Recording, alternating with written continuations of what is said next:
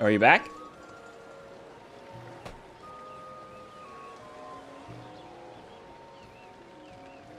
I'm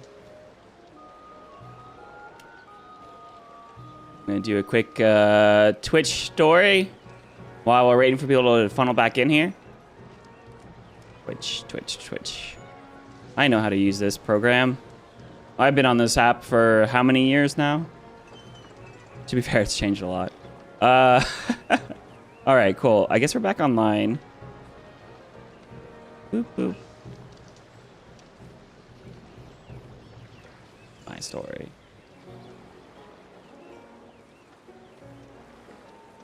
On ads. Okay, I'll give it a second.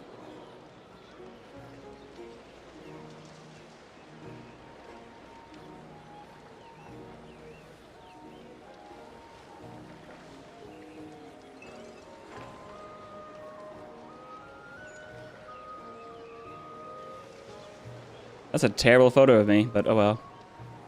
Boop. All right, it's only a story. All right, sorry about that, guys. As we get everyone back in here. Some of the things I was just talking about, though. Man, that's rough.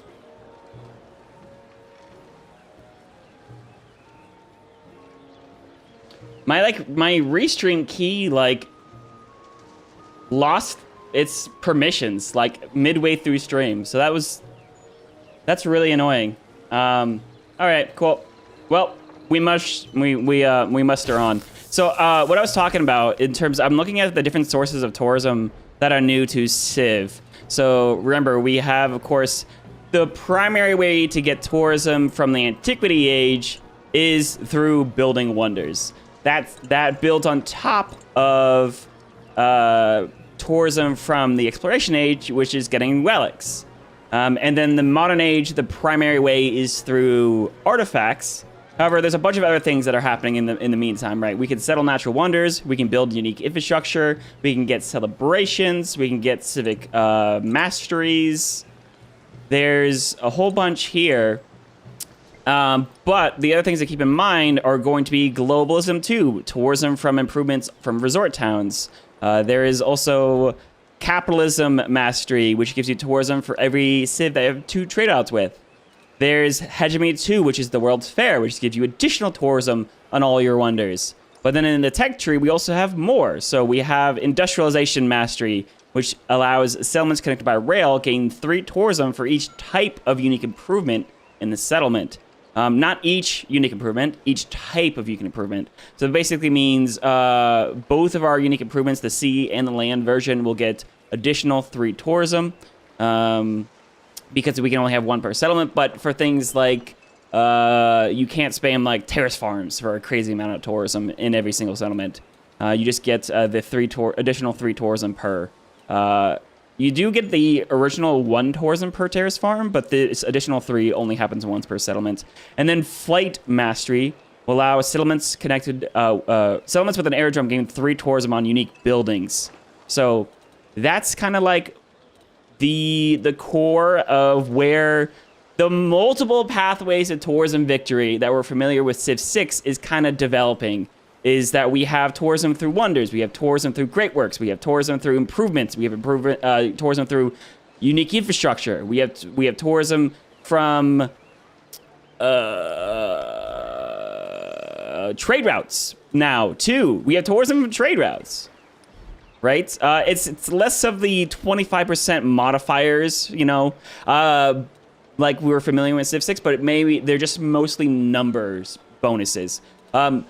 Honestly, they might add more sources of tourism. For instance, open borders might start generating tourism again. We don't know. It might actually be...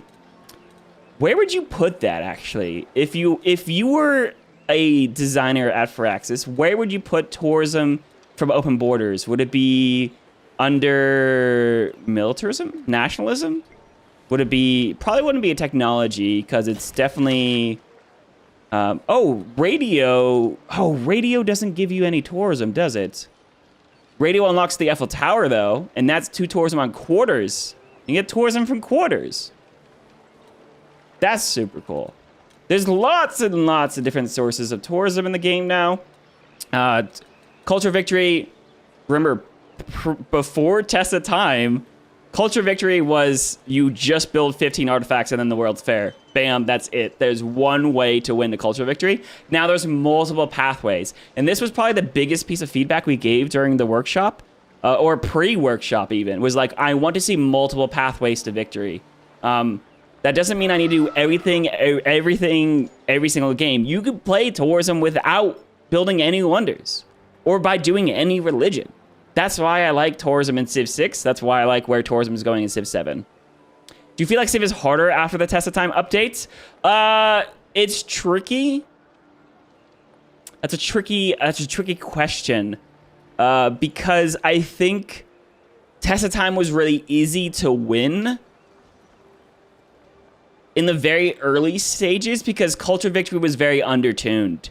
The fact that you could just set resort towns on turn 1, the AI didn't know how to really run Culture Victory. Like Ibn Battuta right now is doing a fantastic job on his cultural victory. He was actually beating me at most of Exploration Age. So the AI is progressively getting better. Now you'll see what number 1 in all 3 of these pathways. We're playing really well. I play very slow though and very methodical. We're obviously dead last in science because we can't compete with the High Shaman. I think Test of Time definitely developed the game into a much more aggressive, much more, hey, if you want to win any of these 3 victories, you go fight number 2. I think that's a good thing. I think it's a good thing. It's tricky. We're also playing Archipelago, by the way. AI is not going to perform well in Archipelago in pretty much any scenario. They're doing actually pretty... Oh, my God. I forgot. Dude, we got this city from converting him through an espionage action, and then the crisis, the religious revolt crisis. It was unhappy, and it was his original capital, and it still rebelled. It wasn't his new capital, but it rebelled to us, which is hilarious. You would put tourism from open borders at globalism. That's a good answer. Globalism? Yeah, and then globalism masteries is seaside resorts. I would agree. Yeah, globalism, look, it says ambassadors is influence. Yeah, I would put it there too. You would have 2 sources of tourism on this end, but like it's nationalism military. This is the military culture path, and this is the sim culture path. So anyways, we're gonna rush up to political theory. Actually, hang on, no. Oh, romanticism is so good though.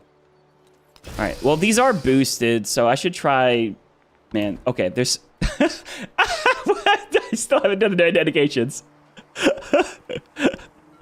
Okay, I will not be taking your cities remain as cities simply because I want to be very methodical about when I make settlements into cities.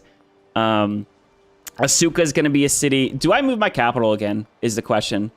Asuka is amazing, but I could get one more city if I move it. Yeah, a city for free, right? So the capital, the original capital here is 77 culture. Asuka...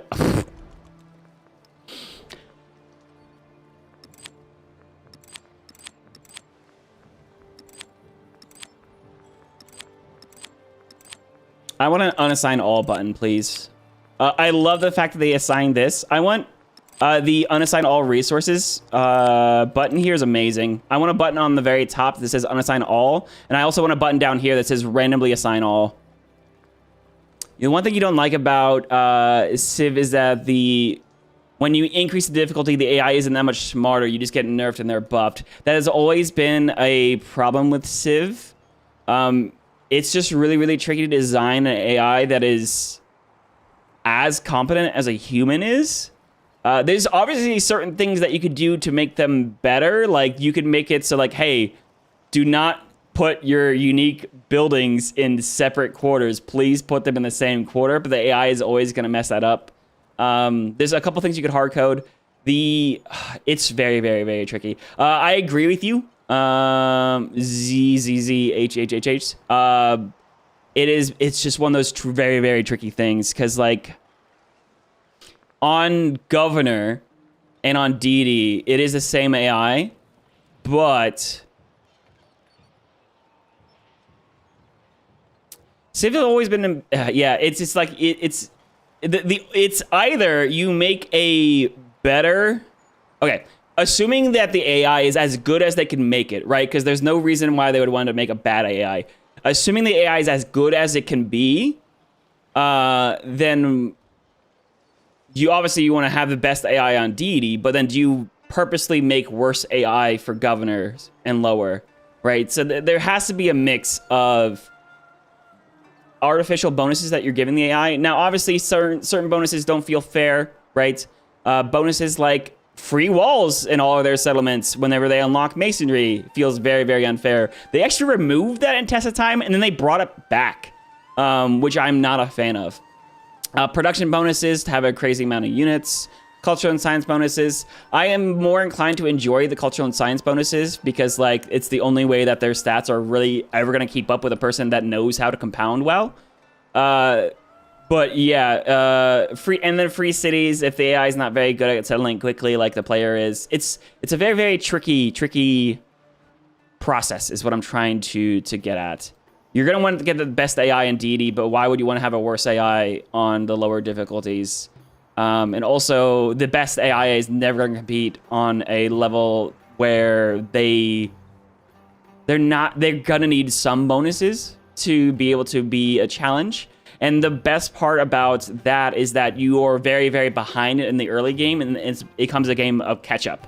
Now, in previous versions of Civ 7, where you had to play the game all the way through, it was, and, you know, just by doing artifacts or this or that, that was very, very tedious. Now with Test of Time, you have ways of measuring winning faster and faster and faster. So now the game becomes about how quickly can you accelerate past and then way beyond the AI, which I think is very fun. I sometimes accidentally put unique buildings in different quarters. Yeah, I mean, it will happen. It will happen. It will happen. I think they put the unassigned button at the end. Oh my god, there's an unassigned all button?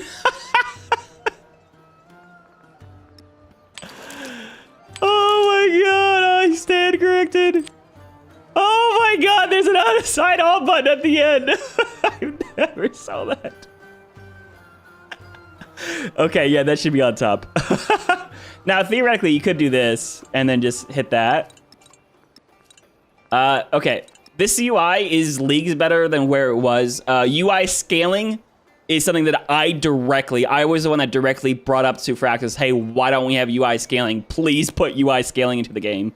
Like, I want to be able to go here and customize how big or small the UI is for my own sanity. So I will very, very loudly applaud Firaxis for beelining that. Now, remember, Firaxis has a lot of things that they're trying to work on at the same time. It becomes a... obviously, this UI is way, way, way too small. But you can see now, you can access way more of the UI. This is obviously way, way, way too small. But it's specifically, if you go to, like, the government screen, you're going to see all your policies on one screen. But obviously, that's the extreme version.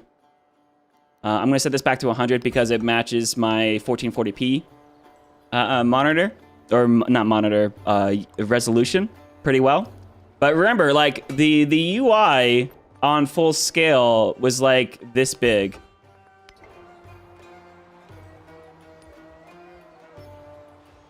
This is how big the UI normally is. This takes up, like, a whole quarter of the screen.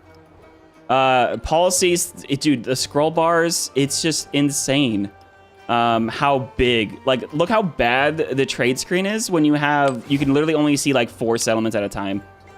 So I'm very happy that the Firaxis has implemented the UI scaling feature. It's funny because they said specifically they can't do a sliding scale because you need to design the UI specifically for different sizes.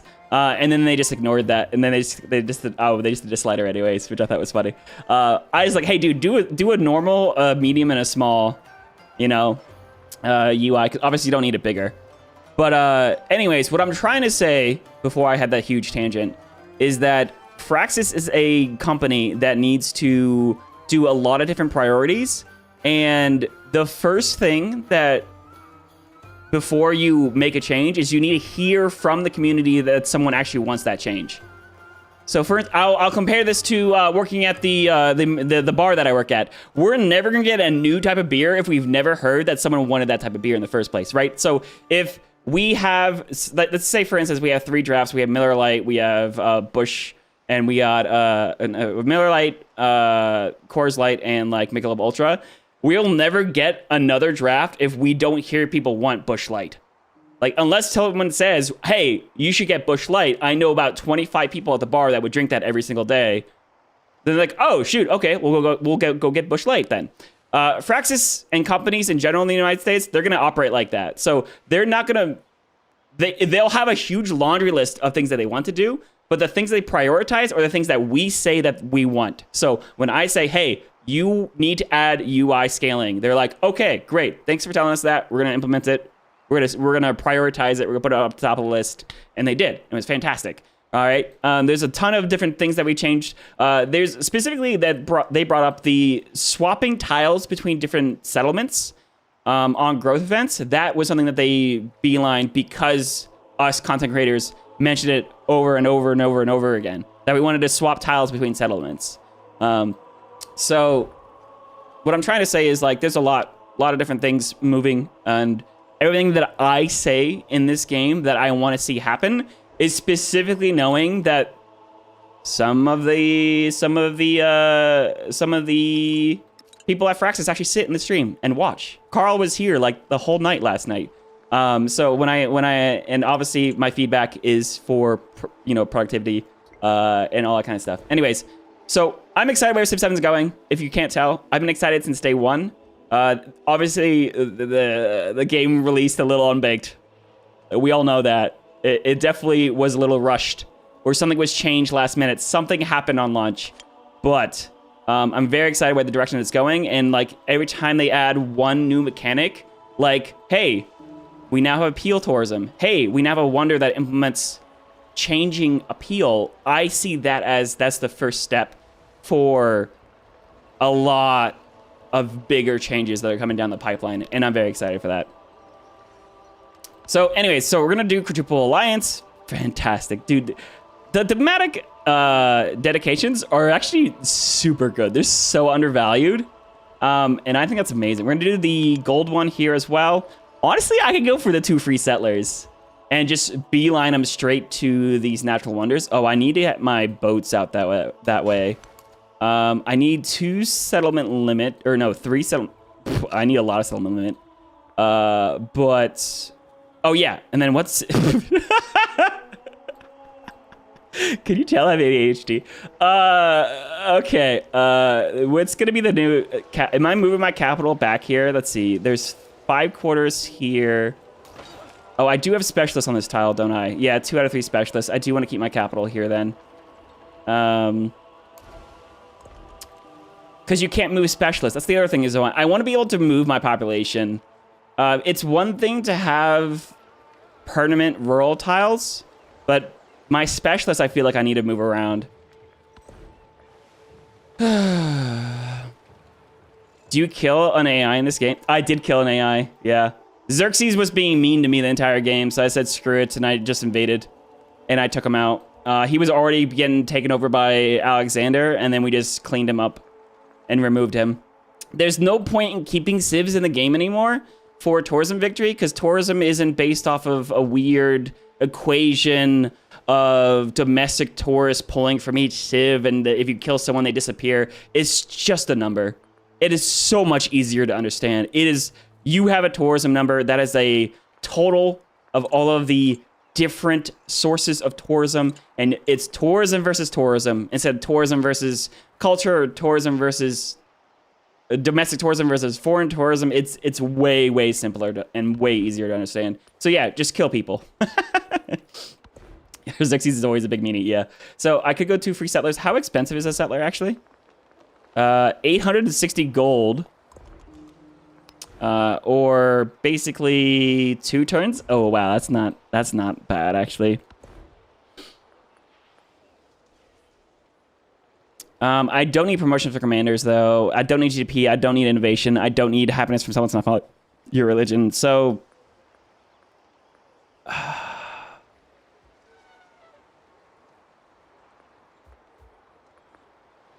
250 influence.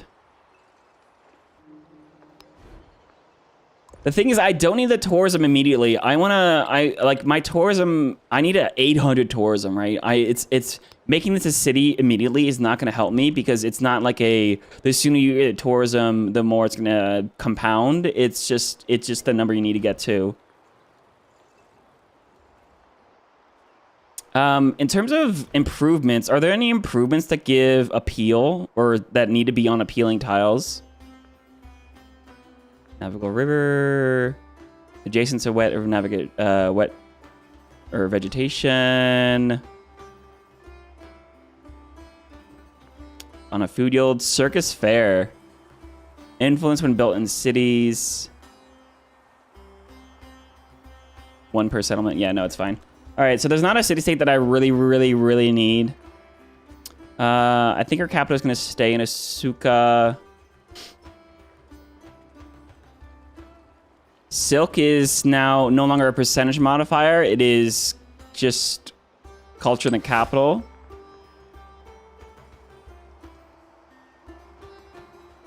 Man, I need my resource capacity really badly.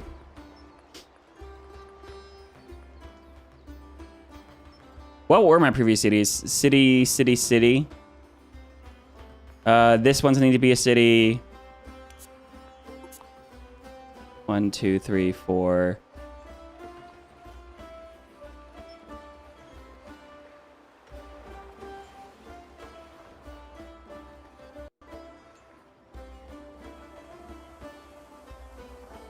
That's 4. That could be breathtaking, but it's only 1, 2... That could be breathtaking. 1, 2, 3, 4, 5, 6.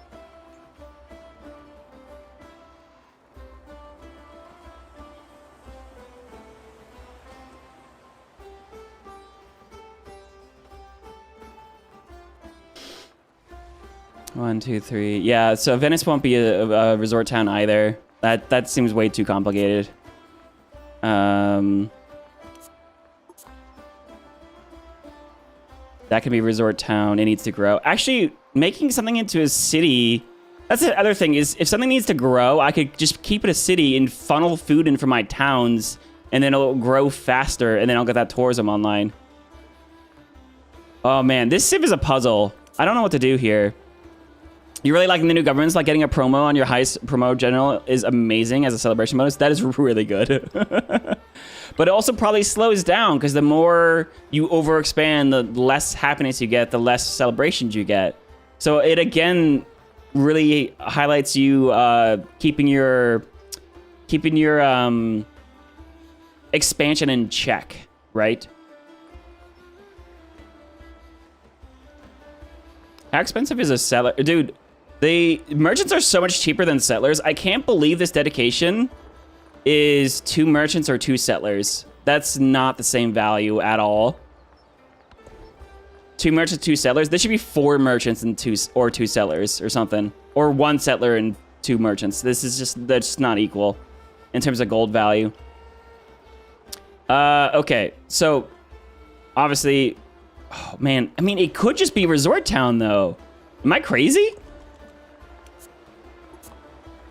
1, 2, 3, 4, 5, 6, 7, 8, 9, 10, 11, 12.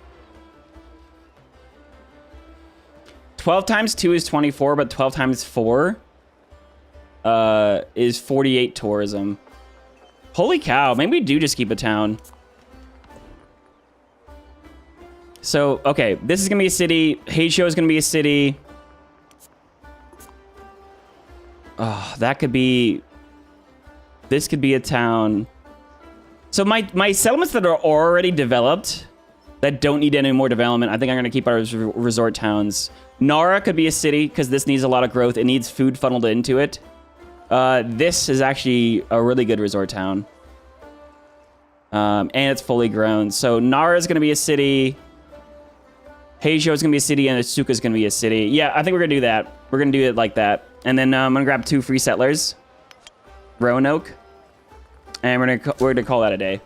I think I'm done thinking about this. Oh, the settlers spawned in my capital. Whoops. All right. Settlers, you need to ferry yourselves way over here. Wow, that's actually really unfortunate. Oh, well, it frees up my production queues, so come over there. So, cool. All right, so I'm trying to settle those natural wonders. Wait a second. Improve at least 1 tile on all natural wonders. I improved. Oh, I didn't improve this one yet because I was trying to grow here. Yep. All right, cool. All right. Full steam ahead, guys. Hey, thanks for the happy birthday wishes, by the way. Oh, I never got the unique C improvement here. Let's see. Where's the best tile for it? 1, 2, 3. 1, 2, 1, 2. Right here on this reef, actually, is it? So Asuka. You also don't have a granary. That's fine. The grocers is actually a ton of food. Granary merchants. I'm gonna buy a crap ton of merchants.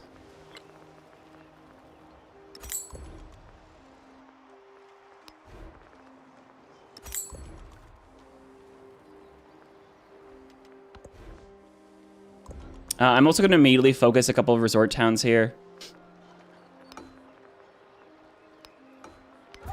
Just give me more appeal.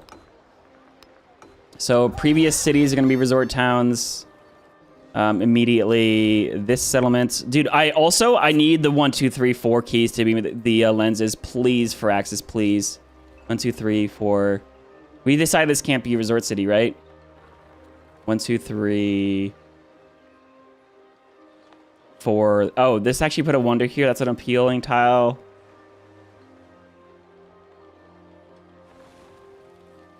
Nope. Not gonna work. Oh, this could be an urban town, though. Now, I want to try to funnel as much food into my cities as possible. Heijou, I think, is going to be a... Yeah, okay. Honestly, hang on. First things first. Make this a city, Nara. And get a grocer built. And then... Heijou needs some gold investment. So let's drop a couple tiles here.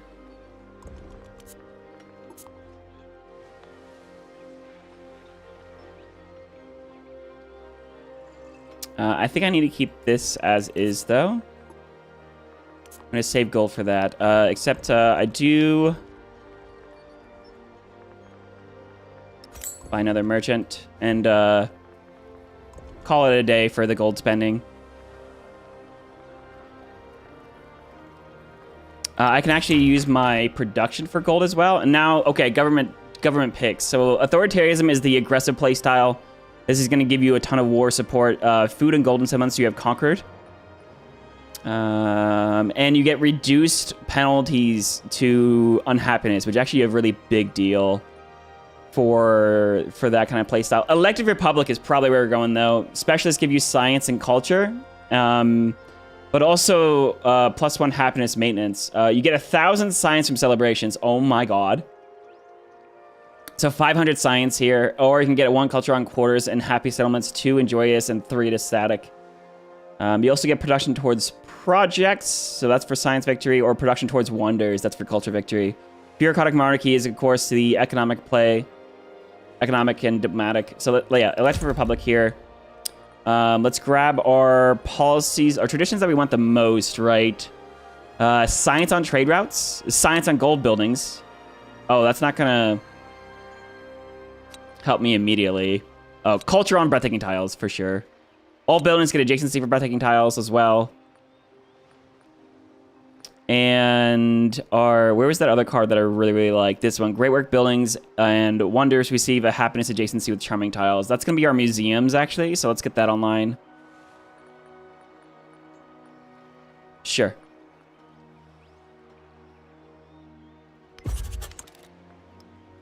All right, let's assign some of these resources. So we're gonna plug in our happiness. Wow, Shang Zheng is unhappy. Oh, let me get my. Oh yeah, I still need to get my allies. So negative 15 on happiness here. Form an alliance. Form an alliance. With just 2 allies, this settlement now has positive happiness. Ibn Battuta, I will probably not go to war with. His science number is pretty scary.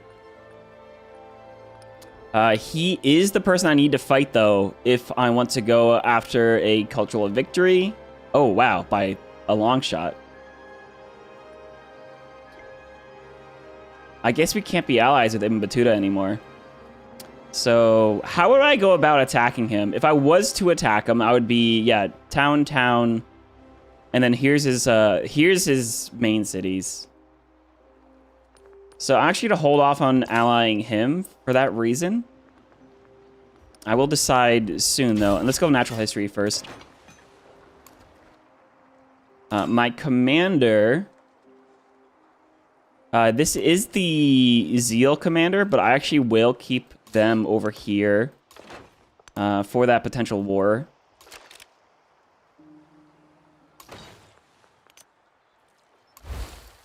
I do love that the reinforced feature works even if the commander is full. Just don't have to micro like crazy. Where are my admirals?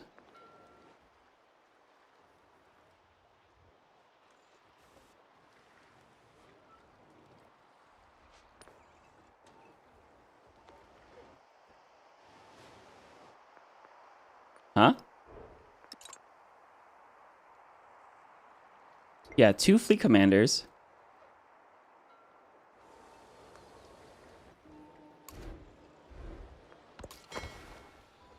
Where are you? They should probably be in a harbor.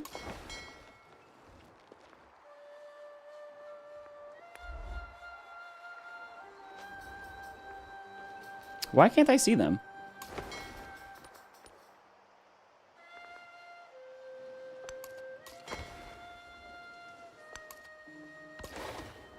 Oh, okay. They're up here in Changchun. Great. Okay. So I need to take these guys to kill these independent powers over here. All right, what's the fastest route out of here? Let me also be friends with Confucius. He accepts borders, and Egypt I don't want to be friendly with as well.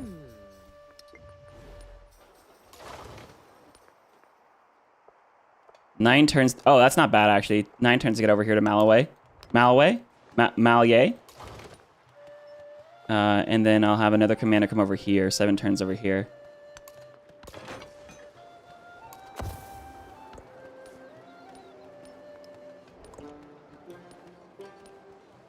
I didn't assign my resources. I didn't mean next turn. Shoot! I hate that, dude. Okay. That was a lot I just left on the table.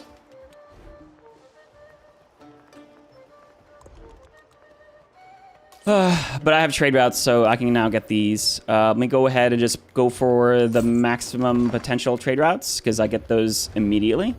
I will take the military aid there. Trade map I do not need.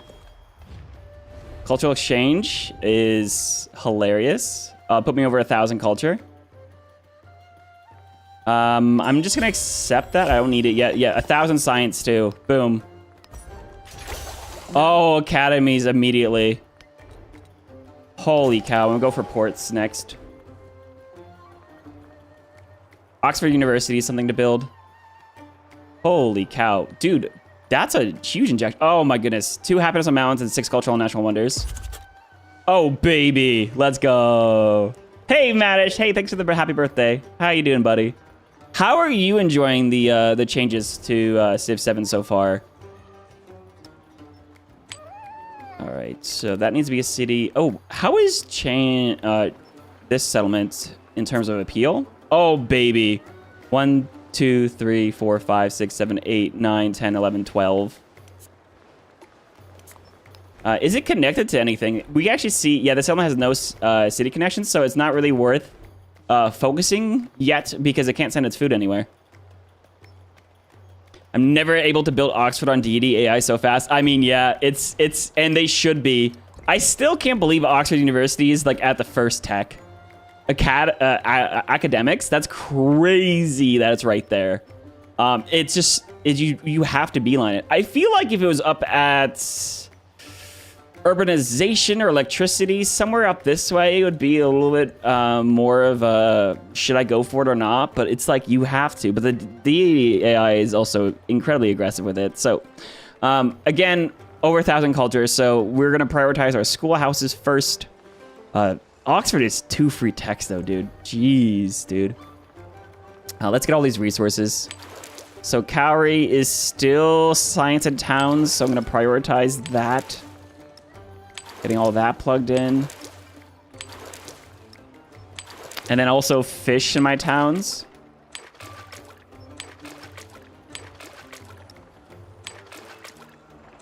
Get them all growing.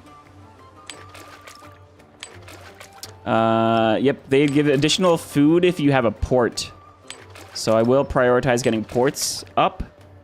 Oh, shoot, sugar is better. Sugar's just better than fish. Because fish is 8 food in settlements with a port, but 4 if they don't. But sugar is just 8 food regardless? Oh, okay.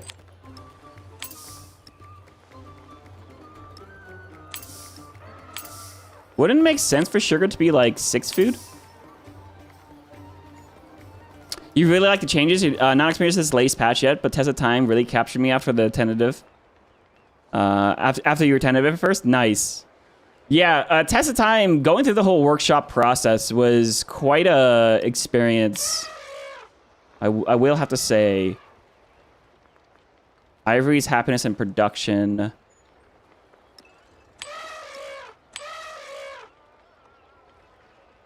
I probably didn't need to get all these trade routes because now I don't know what to do with all of this. Museums or schoolhouses? No, schoolhouses first. So overbuild the university. And yeah, we'll get our boats up. So I'm going to get 2 trade routes with every player as well, huh? I could also just go ahead and kill these guys because they're going to be pillaging trade routes and I don't want that to happen. I don't need an admiral for that, though. Holy trade routes, man.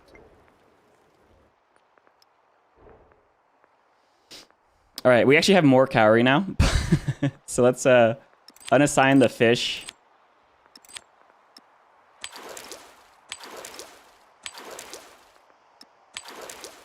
Very, very nice. And then pearls give happiness in the capital specifically.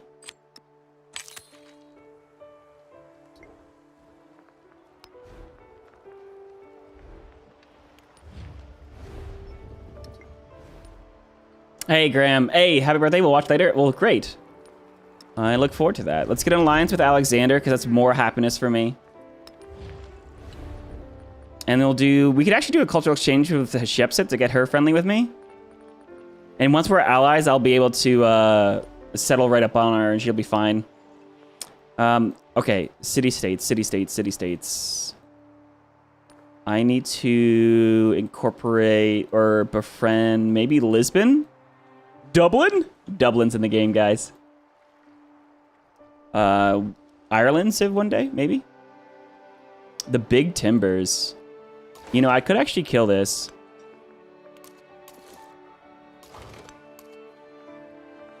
Yeah, let's go up to Lisbon, Portugal, of course.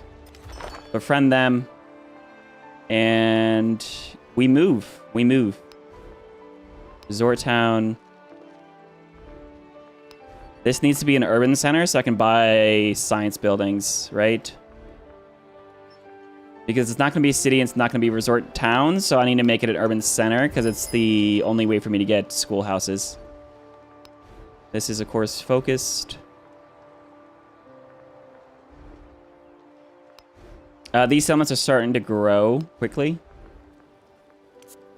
The appeal here wasn't crazy good. Could you squeeze a settler in there? Technically. But that's fine. Too much fish. Yeah. I could also shove gold into some of my other fun things, like fishing keys, to get my new towns growing quickly.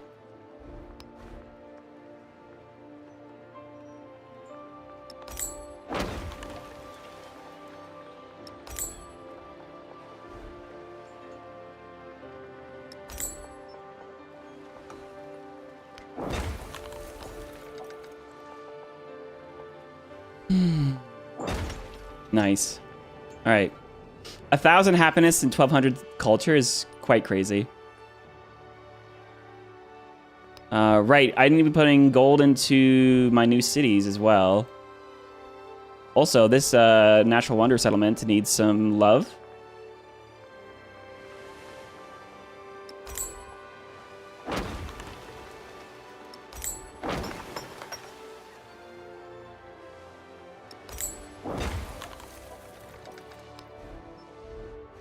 Does this city have any... This settlement have connections? This settlement has no connections as well, so it's just going to focus on growth.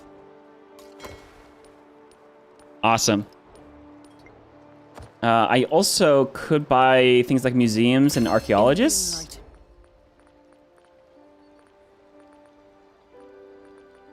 All right, very nice. So we got modernity. I can actually zero... We have so much cultural overflow, guys. This is insane.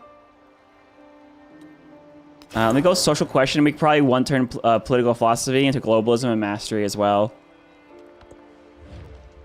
Research collaboration is huge. We need that. Farmers market is also amazing. I can get my towns growing. So...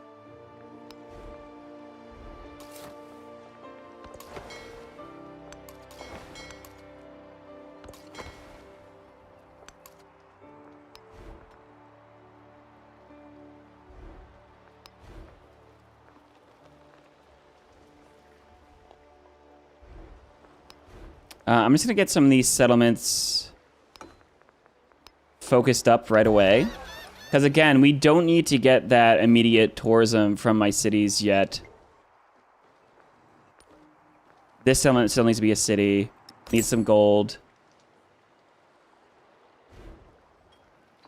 I don't want to overbuild the temple, to be honest. Actually, I could. I could do that. No, I'll buy a grocer next turn. All right, we'll just take a couple of shots here.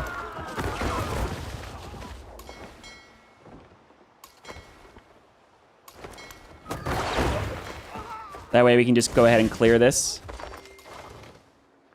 Oh, and then get a promotion. Nice. I could actually get the +1 movement when the commander is packed to get to our location faster.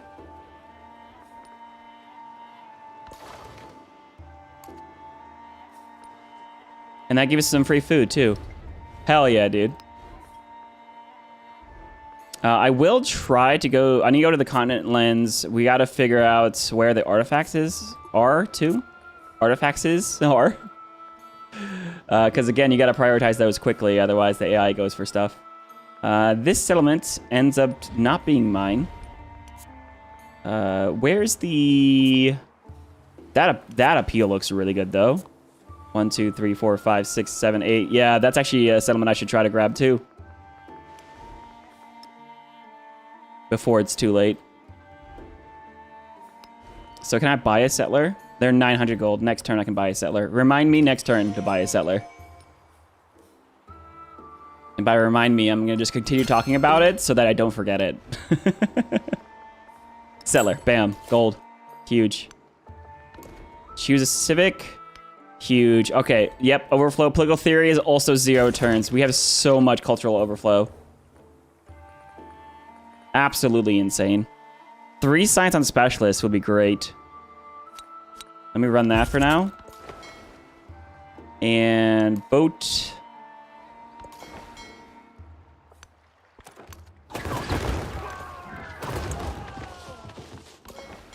Clear another IP.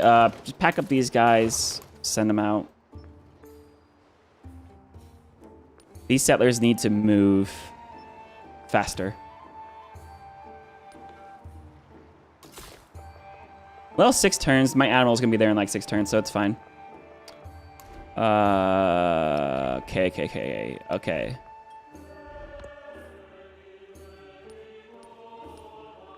One turn on the schoolhouse. Obviously, Oxford would have been great to grab, but I'm assuming that's gonna be taken very quickly. Let me go for the food on Great Work Buildings, because I'm gonna go ahead and try to get my museums online. My goodness, look at these tiles, dude.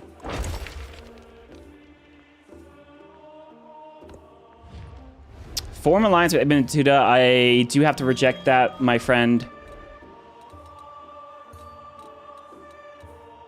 And I think we go to industrialization to get railroads. To get additional tourism on our unique improvements. So where we went tourism is going to be industrialization mastery, flight mastery, and then radio. So which are the most important here to prioritize first? I guess getting laboratories and electricity could be possible. Also, there is a settlement limit. No, that's urbanization mastery. Do we just prioritize flight, electricity, or industrialization, and factories? Ah, factories are so good, though. Hang on, let's get military science or go up to mass production. I don't need laboratories until I'm done with my science builds. Okay, globalism 1 turn. Hell yeah, dude. Oh, this is gonna be so fast. 150 production. Nice, dude. Kind of feel like the Normans are underrated for their ability to turtle in the war at the same time. I 100% agree with you. They're incredibly good. Incredibly good.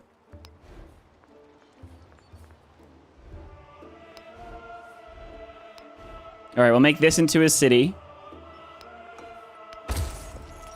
So that I can go ahead. I need so much production in this settlement to get any type of wonders.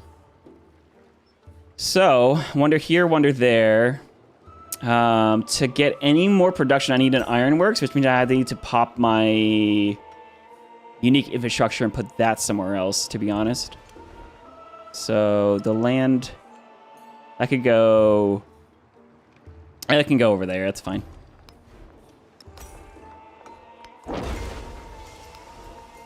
That's actually very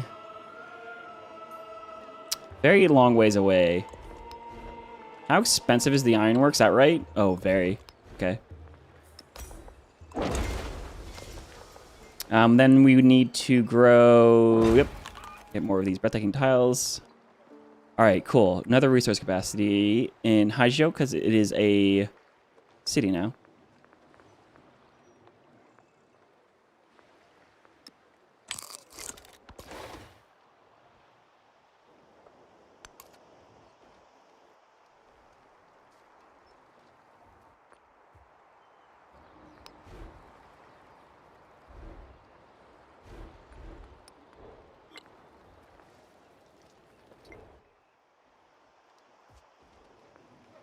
All right, I think all my towns are just going to specialize at this point. Just start funneling food to Nara and to Haijo. Regardless of where they're at. This definitely is going to be...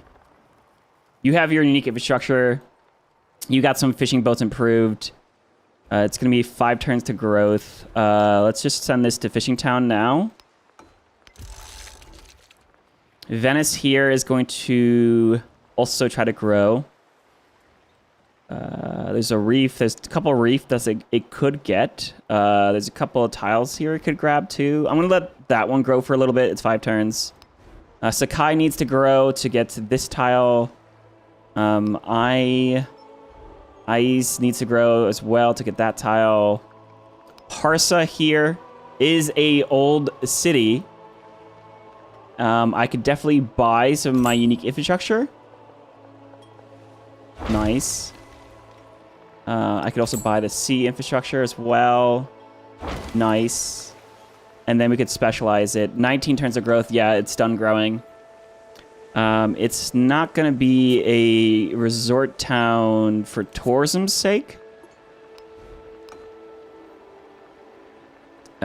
It could be a hub town for influence. Trade outpost, I think it's fine. Oh, urban center, so I can buy science buildings is where it's going to go. This settlement needs to grow.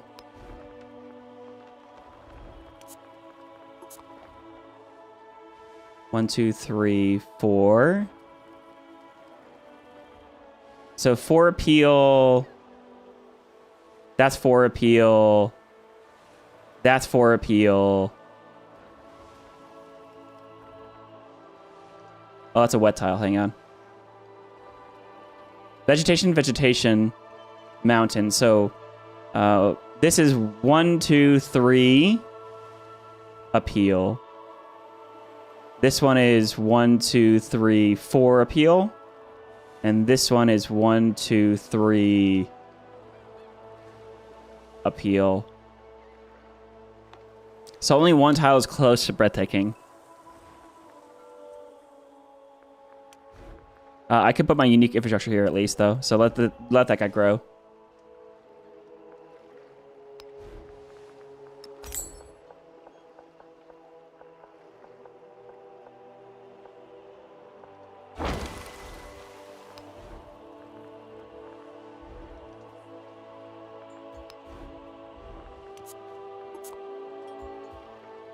Yeah, these guys are just gonna have to grow. Or no, they could focus. Are they connected to any cities, though, is the question.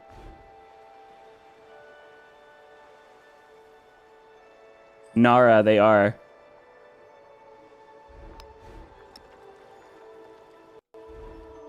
Oh, yeah, up here. So if these elements focus, they'll send food over to Nara, which is fantastic. Exactly what we want to see. This could actually be an urban town. Because of that tile here. Cusca has a bunch of fishing boats.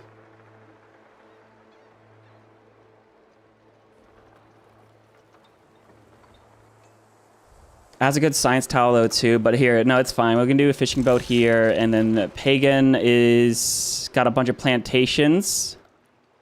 Oh hell yeah, dude! So do fishing town as well. Oh, honestly, I probably needed the factory towns. Oh well. Greetings from the EU. Welcome in. Welcome in. How's your nation doing in football? We just lost 1-2. I heard America just lost as well. Unfortunate. But we probably deserve it because we call it soccer. All right, was that all the towns I wanted to focus? Yeah. This is already resort town. So Nara now is receiving how much food? Wow, 1, 2, 3, 4, 5, 6, 7 different towns that are focusing, receiving 298 food per turn. Yeah, that's why. It's now grossing 2. That's fantastic.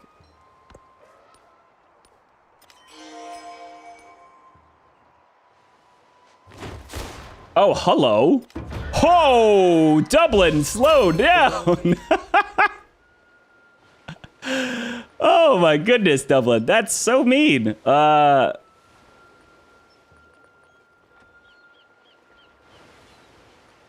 do I get more food? We'll see. We'll see. Okay, this. Okay, I need a unit over here. He's got 2 line infantry, and my settlement's getting demolished because I have no walls. So, hey, thanks for the follow. I'm going to start with the line infantry because that has the best chance of surviving. And get 500 gold from Lisbon. Hell yeah, dude. And then Globalism Mastery in 2. Globalism Mastery. I'm immediately going to grab the science bonus as well. Oh, dude. That's... Okay, this actually fixes the problem that I was talking about before, where if you have really high culture, you're not going to have any science because all the culture buildings are in the tech tree. Electric Republic, actually, from happiness, we're getting science, which is incredibly good for us. So let me continue getting the science here. Let me get the as much food as possible. So let's get the food in towns, because that will be funneled into our cities as well. Very, very good.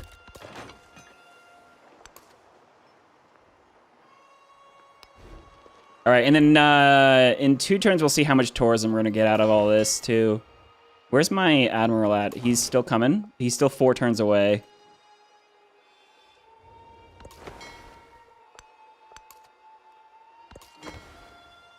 All right, that infinite power is cleared. I think we just sail around and start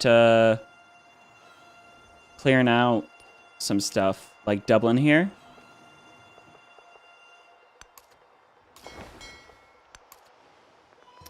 We go... yeah, Cleopatra wants to be allies. Hell yeah, dude. She rejected it. Oh, well, you'll take my culture, though, right? All right, let me see if I can gold buy this ironworks now. I can. Awesome. Heisho just needs a ton of production and investment up front. Because I need to get wonders out of here. Let's also get the grocer built.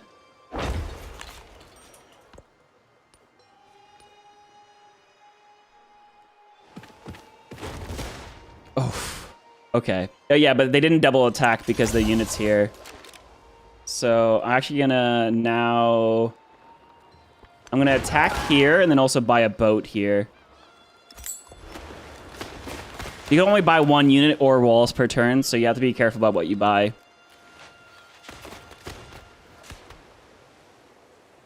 Did I see GH Coffee Civ 6 stream last night? No, I did not. Is that a very big Minecraft streamer? I'm not familiar with them.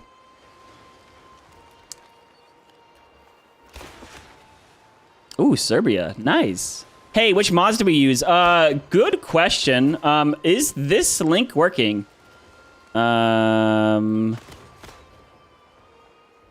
Yes. Okay, so I do have a single player mod list here. I don't have any of them activated right now. Simply because I had to turn my mods off at the beginning of this campaign for the sake of a lot of mods not working on after an update. But you can see a long list here. If you go to my collections... I actually have a couple of lists. If you go to my Discord as well, I have them linked here. But boom, boom, boom. Hang on a second. Let me pull up my Steam. I have a couple of workshop lists that you should be able to find. And they aren't 100% updated. I need to go through them again. But as a starting point, library workshop. Hang on a second. Let me bring up this for now. My items, my collections. Cool. So, if I go here to my screen grab, I have a Nerdy's Simple mod list. This is simply for people that are looking for the first couple of mods to get introduced to. Before, it was literally just detailed map tax and the yield previews, but I added a couple more because they were kind of necessary over the long run. Some of these I'm actually gonna get rid of because Firaxis has started incorporating some of these mods. Like City Hall is no longer as necessary because of the way they changed some of the city panel. The Better Memento editor is less necessary because of the way they added the Memento screen. The resource is now obsolete because that is actually in the game now, and so is Friends and Rivals. So if you notice, if you look at the resource screen, you'll notice that all of my resources are sorted by their individual type once you leave the screen and come back. So a couple of those mods are obsolete, so I will have to go through them.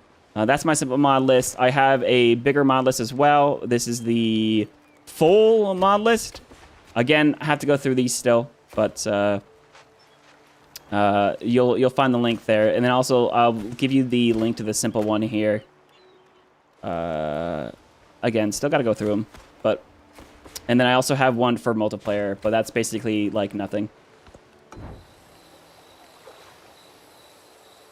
Oh, Tamanachi live streamer. Nice.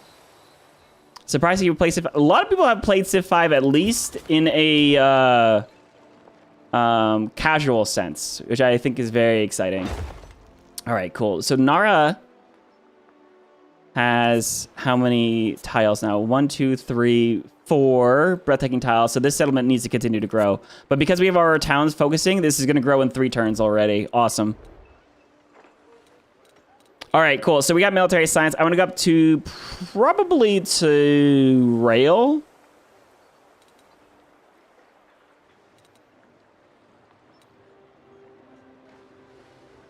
So flight, it requires aerodromes. Industrialization requires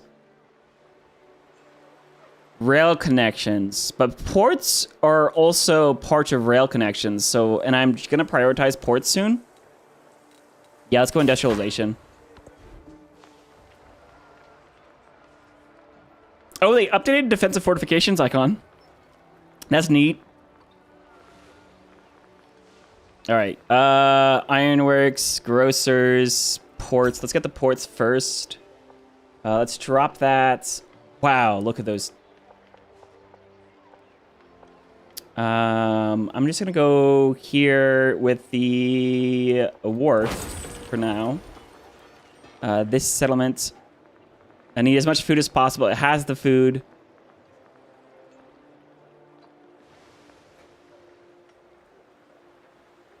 The sea improvement needs to go there. Oxford University is still here. That's crazy. Ports. Okay. So you get a 13 gold tile there. You get 12 gold, 1 culture tile there. I really like the port being over here, though. Just because. That's where the harbor is.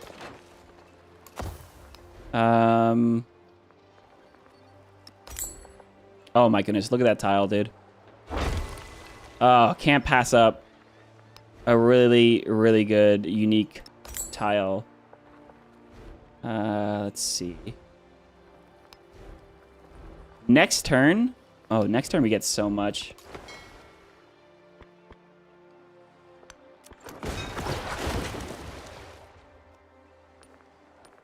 All right, Confucius I still am trying to be friendly with. Let's see. Oh, there is a cultural independent power here, so I'll befriend them as well.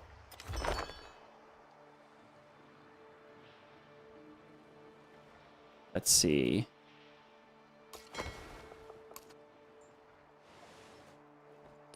All right. So I need to get a trade route with Lakshmi Bai still. Oh, I'm out of gold again. But you can see I'm getting a lot of gold per turn, specifically because I have a lot of towns still, because the towns will give you... That's your primary source of generating gold in the early game, so...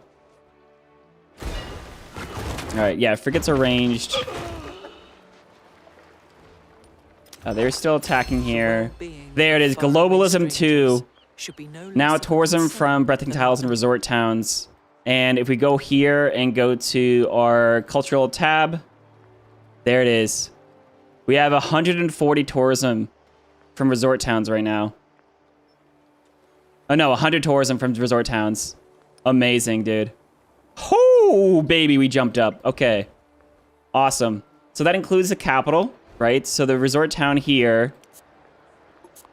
My original capital is 1, 2, 3, 4, 5, 6, 7, 8, 9, 10, 11 times 4. That's 44 tourism in this settlement. Can you actually see tourism from somewhere? You can't see tourism per settlement. Oh, I wish you could. That would be neat. So that's 44. Of course, this is a resort town as well.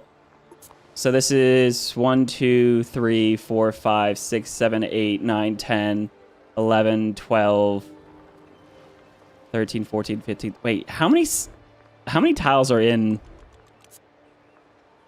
Oh boy, can I even see where my settlement borders are? I need to get that mod back for that, because I usually can't see the settlement until I try to buy something. Ooh, cultural attribute, thank you. This is 10 culture per age for every alliance you have. Yeah, we have a lot of those. 1400 culture. Fantastic. All right, now that we've got globalism 2, I'm going to go straight to Heian modernization. Ooh, and there... Ooh, wait, this someone needs to grow first before I get Oh, man. Okay. Okay. Okay. Okay. Okay. I really like...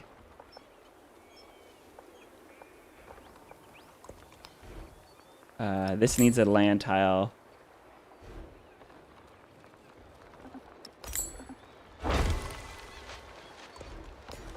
And then I really like the science on all these boats. So I'm going to continue getting those boats.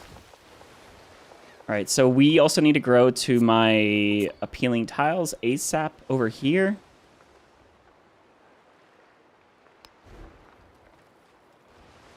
Oh, that's a really good sea tile, isn't it? Shoot.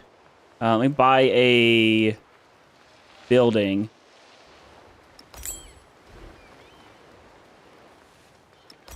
Buy a saw pit there so I can grow to these appealing tiles. Amazing.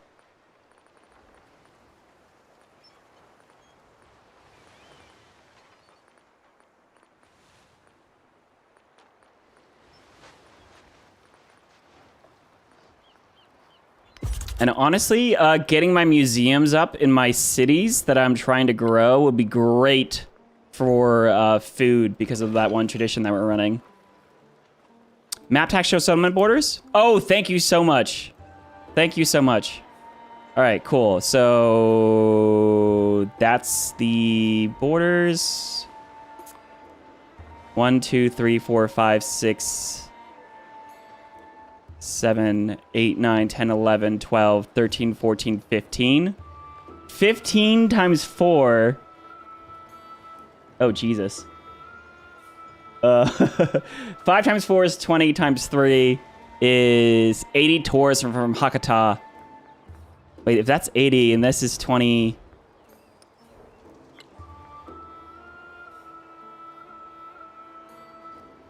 $100. Okay, I really need to see where the breakdown is for tourism stuff per city. I hate doing this math. 60, never mind. Don't mind me. Am I crazy? 15 times 4 is 60. Oh, you're right. What did I say?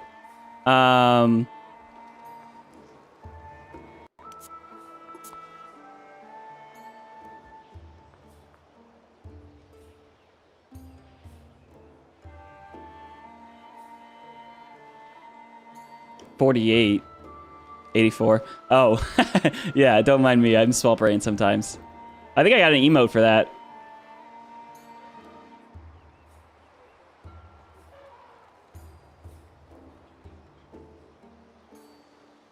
Oh, wow. That's funny.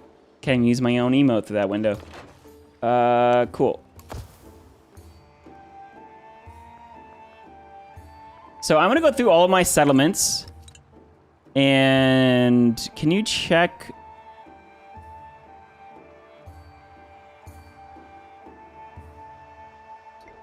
what they're all focused on?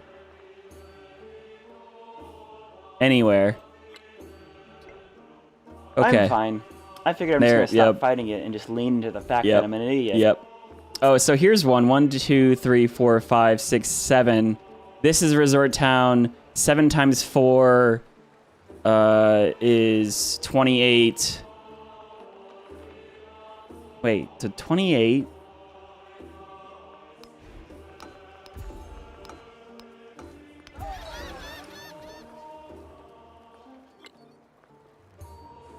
This can't be right.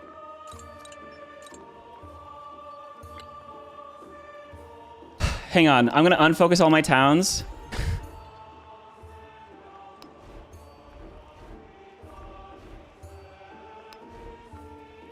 This town isn't focused yet.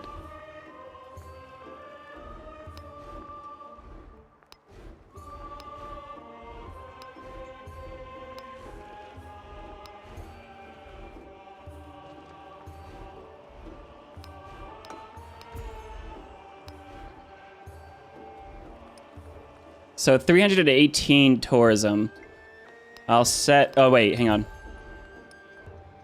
270 tourism. So I'll set the resort town in the original capital. That jumps to 318. So what was that? 48, yeah. Hakata jumps to 370. So that's 52 tourism. Then with this one, no shot. That's not giving me any tourism. Oh, wait, I haven't improved these tiles yet. That's why. This town needs to grow. Oh, okay. So, but the only way to get this town to grow is going to be by making it a city so it can get food funneled in. I can buy a gristmill at least. Oh, gristmill or no, I need to buy the grocer. So this tile, yeah, so this town needs to continue to grow. Or I could make it a city and then it will still get tourism. But it's, okay. Okay. Yeah, this is actually really cool. This needs to be a fishing town for sure. Cool. But the thing is, so the cities will give you half the tourism that a resort town will, but they continue to grow, so you can continue to qualify them, right? That's why this settlement needs to have that. This actually settlement I could just buy some buildings here to move population.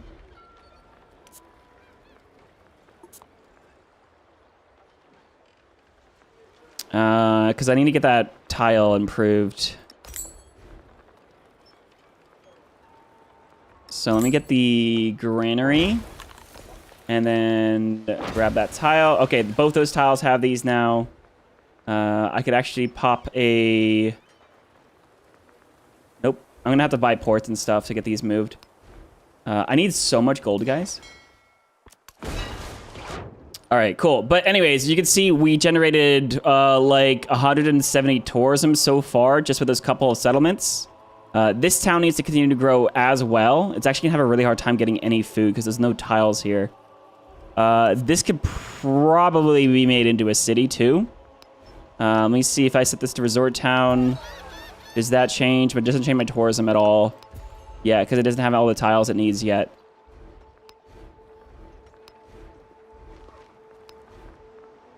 So I have so many. So I need science and I need gold. I think I need gold more at the moment because we are getting science from our celebrations, which is a big deal.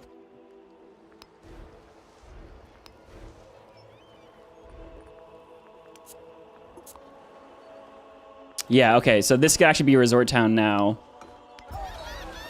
370 to 402. Dude, okay, so we doubled our tourism from resort town so far. Tourism math is back, baby. The birthday stream is amazeballs? Hell yeah. Hey, I appreciate it. So yeah, we have like 200 tourism from Appeal right now, guys. That's kind of nice. Oh, no war, please. Where are my settlers at? There and there. They're pretty far away. I'm going to fight the Inuit for a little bit. Then we also have these guys. All right, we'll take care of this problem. Yeah, I need so much food. So this is actually a big reason to prior... Oh, we got a resort town here as well, remember? 446.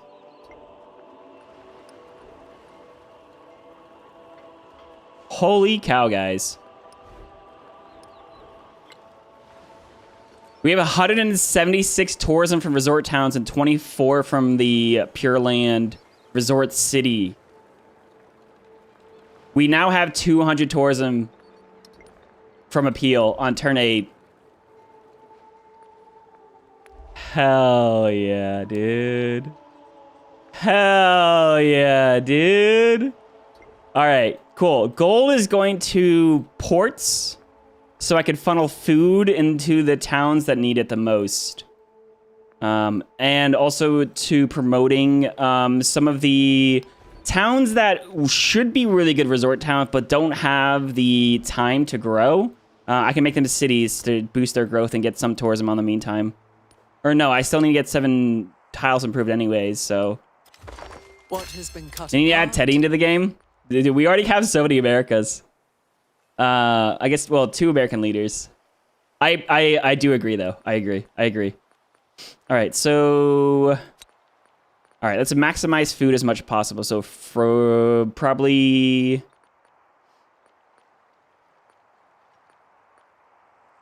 we could run capacity on cities, food in towns. I can get food from my museums. Free speech will give me food.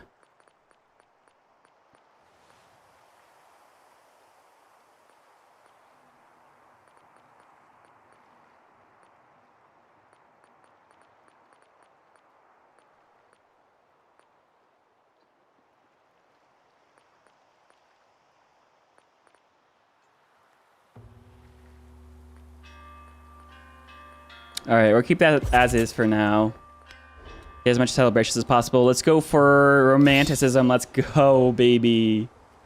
All right, so... Ooh. Artifact, 3 Garrick slots, 3 happiness from great works. Oxford is still here, guys.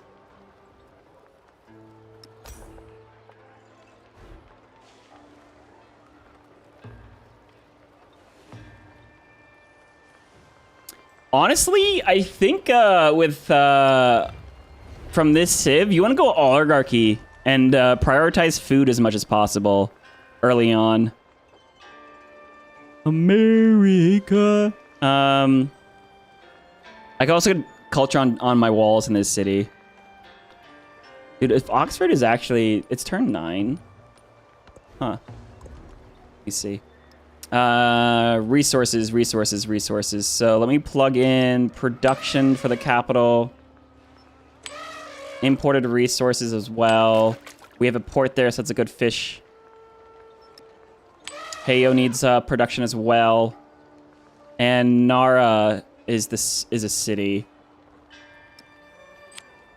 that needs so much food.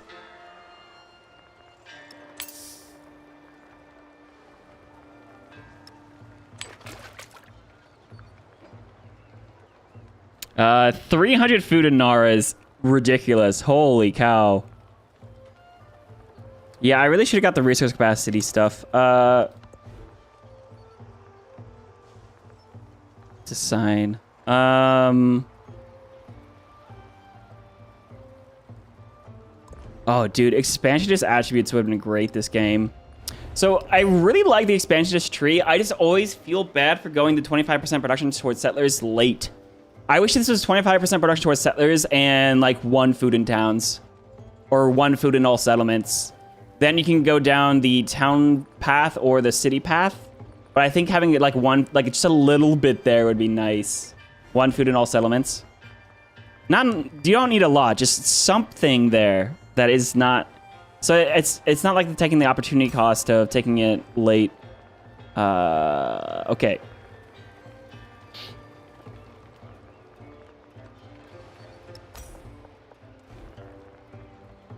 But if I lose Oxford, then I lose a Stonehead, and I don't want to lose a Stonehead. Let me go for probably a city park. Here.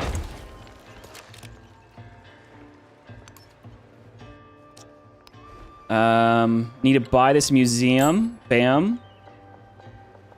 That's actually not a ton, but it's something. Oh, right, I wanted ports, didn't I? All right, we can go ahead and clear out this camp.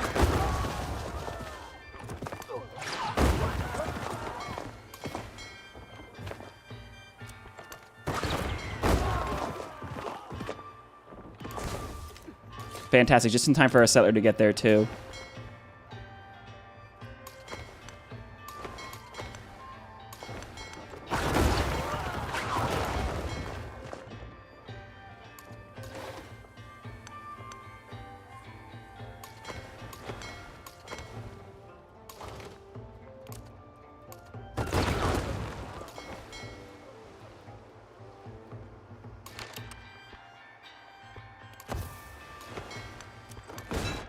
I do have a couple of boats that are coming to reinforce this area.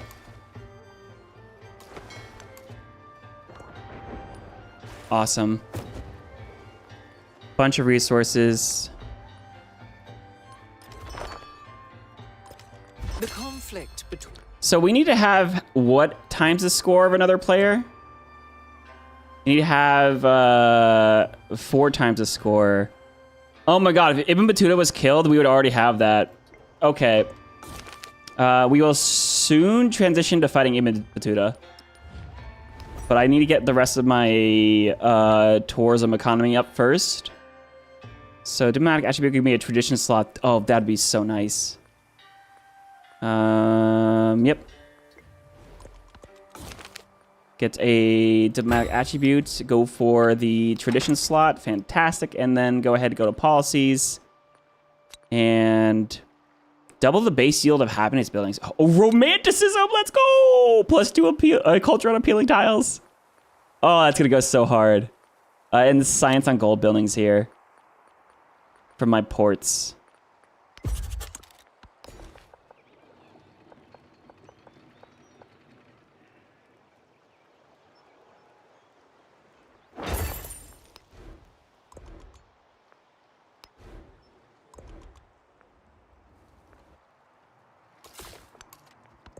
All right, we got a city state bonus, 4 gold. Ooh, 10% science from rare metals.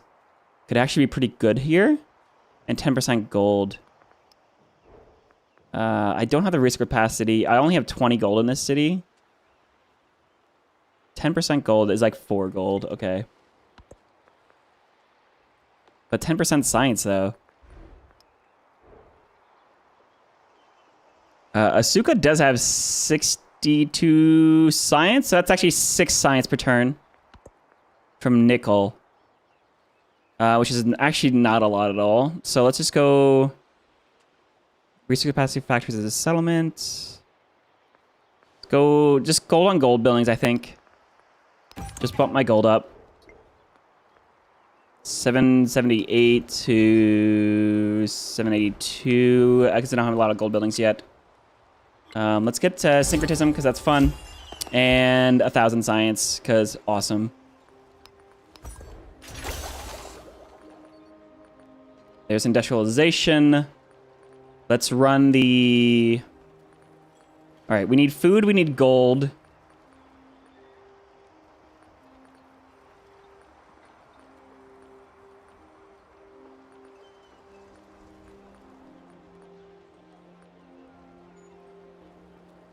Buildings receive a happiness adjacency. Let's see, the traditions we want here.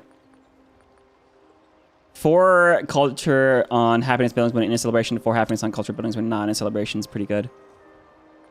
All right. Nice. Man, we had 10. First to slot 10 policies or traditions gives me 4 tourism from future celebrations. Oh yeah, that reminds me. Let's go ahead and look at these. 6 wonders, 15 artifacts. Build 20 wonders, gets 3 tourism and all wonders. And first to study all generic civics and masteries is 2 tourism from unique buildings and 1 tourism from unique improvements. Awesome. Let's go up to... I need as much gold as possible. I need to get factories online. Let's go factories.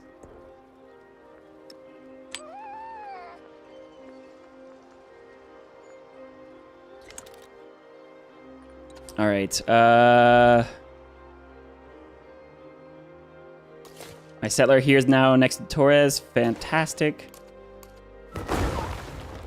We're going to take that scout out, and then my boats are going to reposition towards Ibn Battuta. I'm going to clear out that Inuit as well.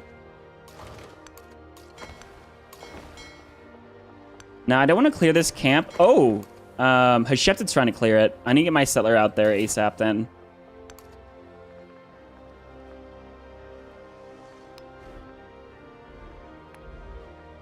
Also, I want to buy a port in this settlement. Oh, that's a really good port. I want to move my population, though.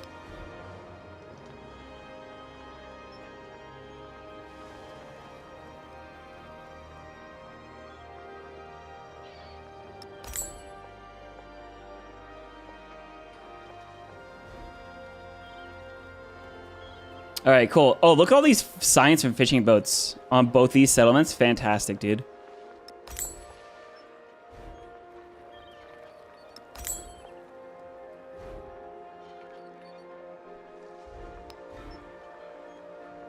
This town's it's done growing though because it's specialized, so I need to put it on a fishing boat. That way it can improve one of the Bermuda Triangles. And then I need that as well.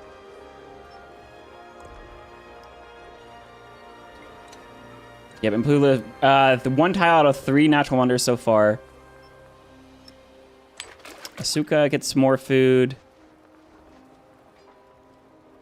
Honestly, actually, I need to get as much food as possible into my 2 cities that I'm trying to prioritize.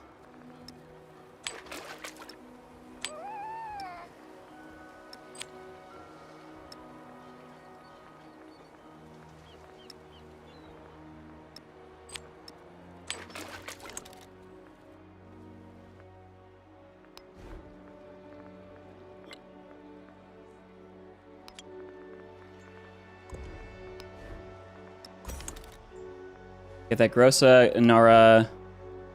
I already got a port, or I'm building a port right now. 4 gold to finish it. Awesome. Now just shovel the fish in. It's 283.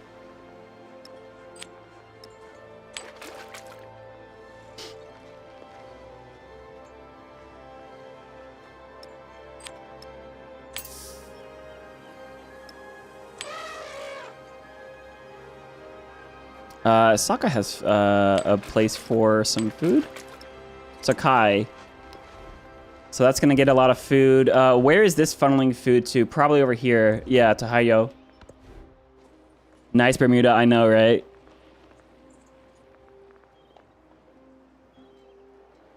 All right, this settlement is going to need... Oh, we got rail now. Okay. Rail station... needs to go somewhere.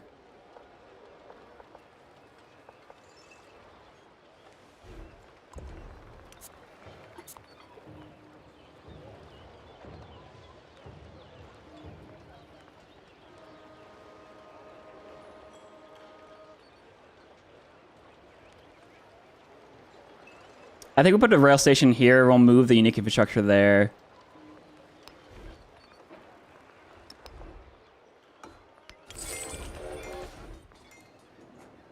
Otherwise, I can't get factories yet. Actually, what resources do I have in terms of factory resources? We have production toward naval, we have happiness, we have production towards land, but then Colin's culture, healing, we have a little bit of tea for some science bonuses, and tin. Tin is 3% growth empire-wide. So I definitely want to get that plugged in.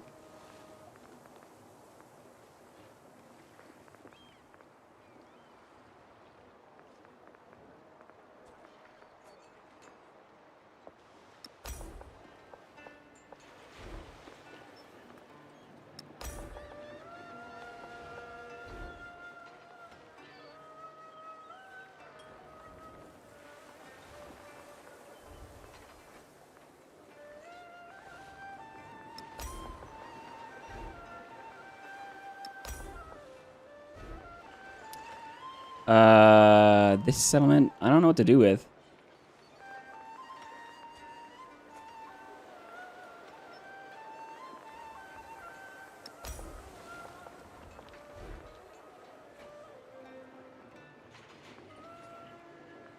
So just build the ironworks, I think.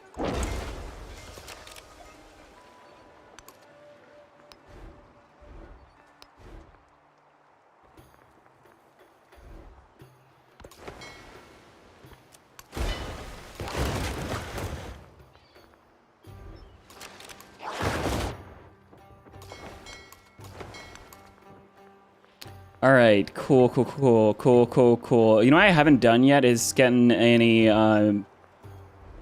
artifact stuff yet.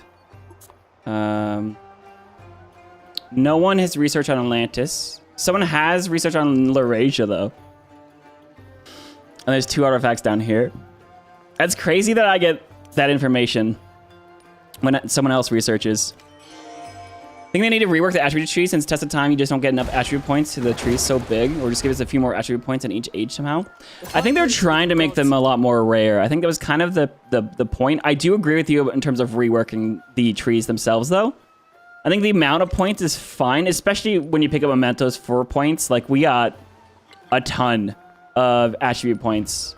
Like we basically have half the culture tree. We have most of the diplomatic tree.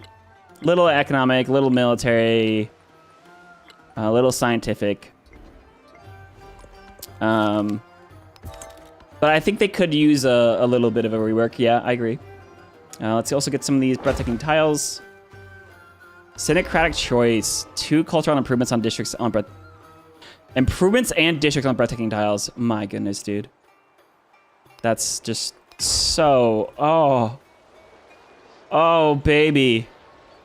Wait, I didn't plug it in yet.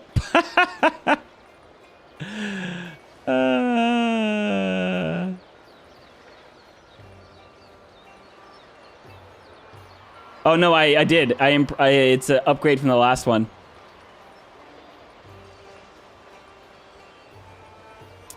Let's see. Less gold maintenance on buildings. Oh yeah, like 11 culture on stone heads. My unique infrastructure has 19 culture on it. And then I also just have culture on all of these districts as well. Wow. 7 culture on this.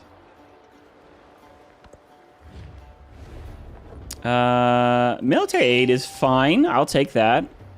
And then now it's time for us to pick up hegemony. I could also absolutely go for democracy. Democracy is good for cultural victory, correct? Production towards wonders. Yeah, great works. Cultural and diplomatic attribute points for infantry in the capital. Yeah, democracy is the cultural path. Communism is the scientific path. Fascism is the military, but also econ path for the most part. Capitalism. Mastery will give us tourism from trade routes. Hegemony will give us tourism... or be able to explore, get a lot of artifacts. Extra tourism on wonders as well. Yeah, let's go to hegemony first.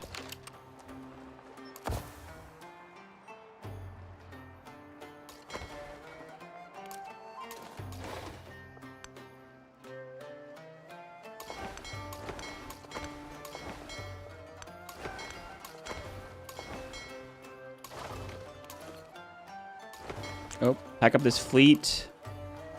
Sail it down. Oh, she's gonna clear that.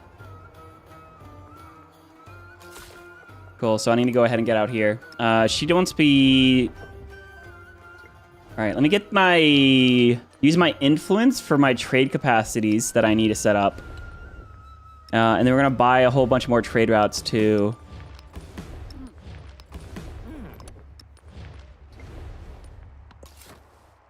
Here it is. The natural wonder. Bam. Oh, let's go.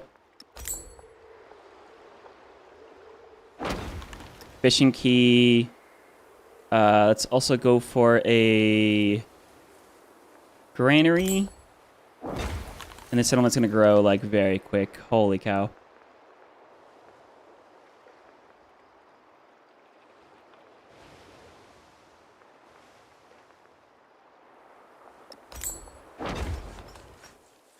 We're at 860 gold, by the way.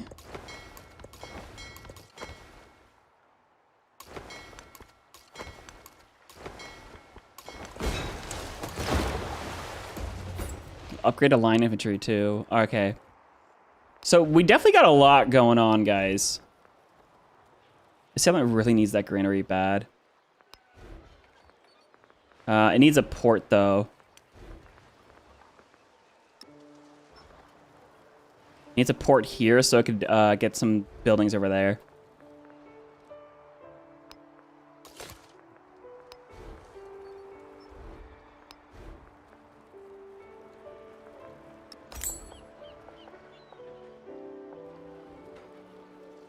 All right, really good SOP hit there.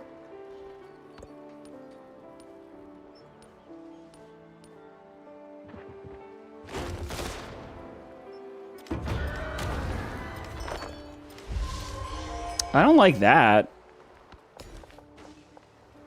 All right, cool. So this settlement, my city, my capital, I want to grab this tile because I'm trying to put my improvement there.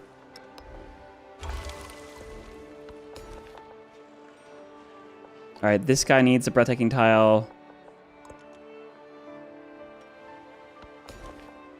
Specifically, land tiles is where you want to prioritize for these settlements. And now there's a couple wonders I could get. Dago Onsen. Settlement gains a population every time you enter a celebration. Oh, that would be fantastic to get this population just popping. And then we'll grab that other tile here. All right, we got a settlement. Amazing. Grab some food here too.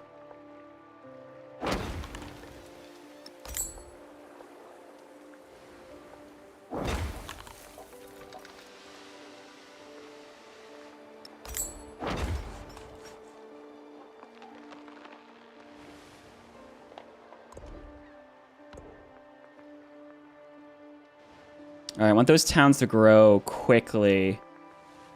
So I'm even going to take my sugar and reallocate it to these new settlements. To get those really popping. Heiyo really needs a port still. Actually, this settlement needs production. That's what it needs.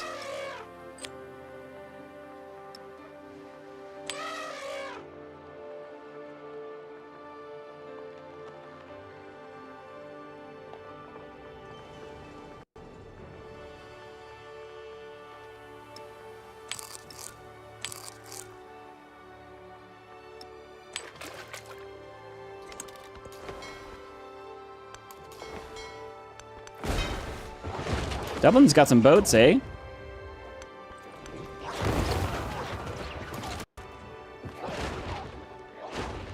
Dublin's been so aggressive. Get a field gun here, too. Okay, that settlement looks clear to me.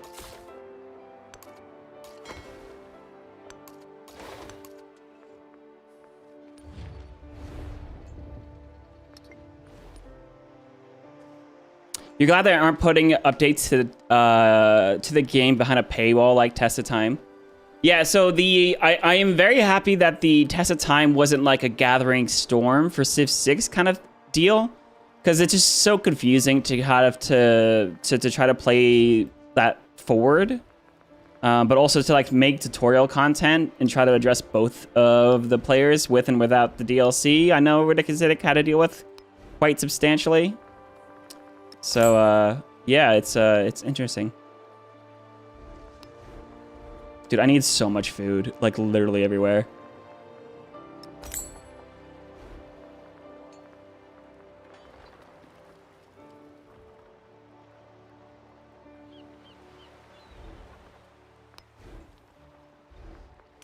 Why was Venice still growing? 1, 2, 3, 4. No, Venice should probably be... Oh, it probably needs to be a factory town, to be honest. It's only 20 food, though.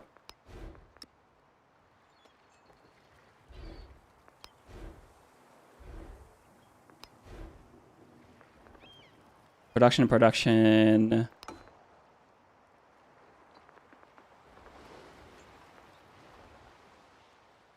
3 food tiles.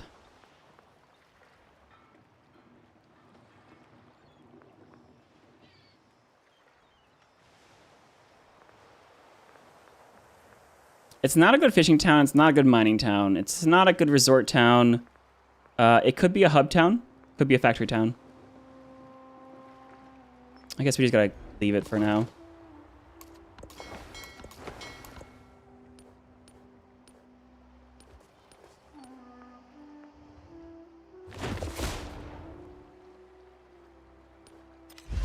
Holy, look at the time. All right, cool. Cool.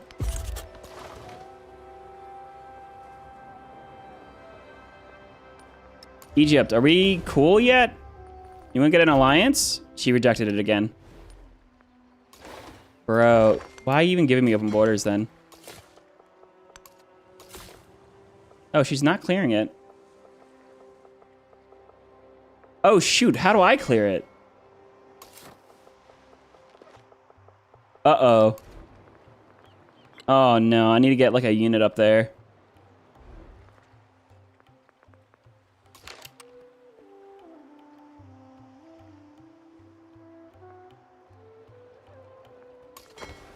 Oh, I did not think that one through.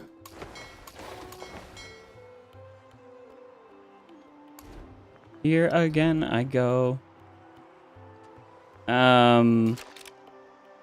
8 turns to get that. Jeez, dude.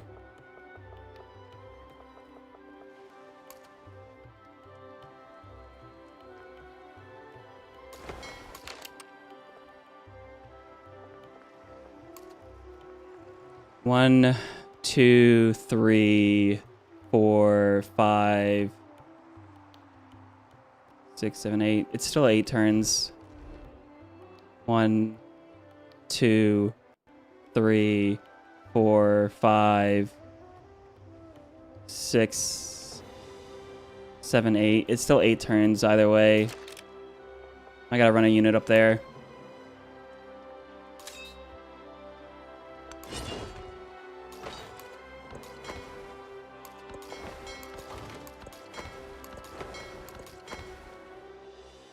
Unless Egypt clears it, because that could be nice too.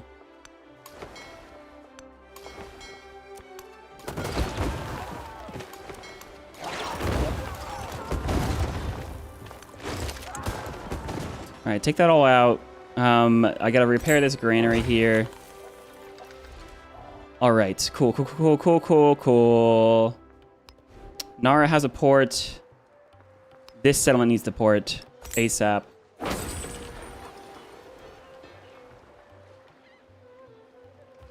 All right, now I can funnel that with fish.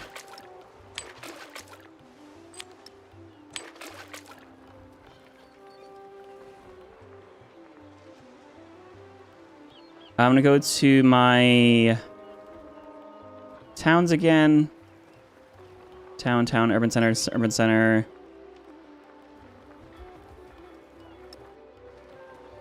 Growing town with fish.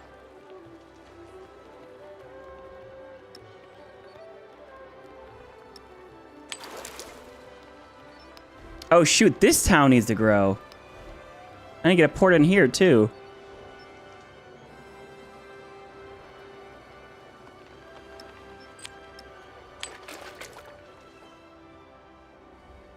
All right, cool. I mean, we're running though. Quite a lot of tourism.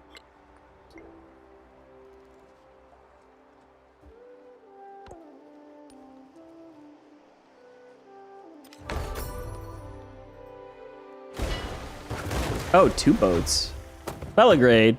Stop. Oh, new victory tier. Only 3 times the score. Score has dropped. Still 700 tourism.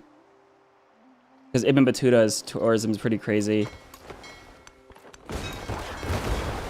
Alright, take that guy out. Immediately prioritizing the natural wonder tiles. Hatshepsut is stealing government secrets. I have 1700 culture. That's fair. That's totally, yeah. We got combustion. Let's get gold in my cities as well. So 1900 culture. That's crazy, dude.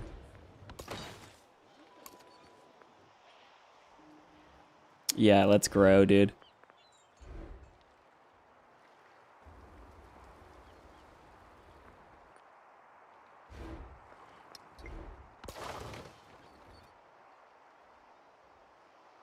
All right, I'll bring my boats down here.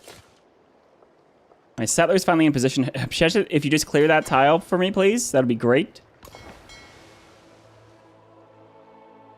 And we're gonna go kill Dublin.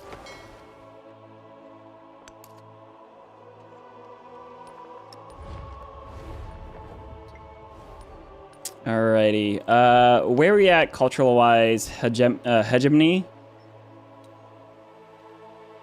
I really should get some, great works, huh? At least one explorer. They are expensive.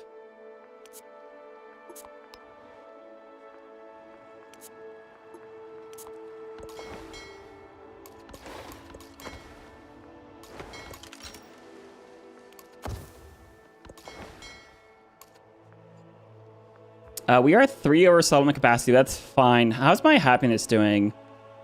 86, 84, 40, 46, 30. Yeah, we're like 30 over. That's so funny.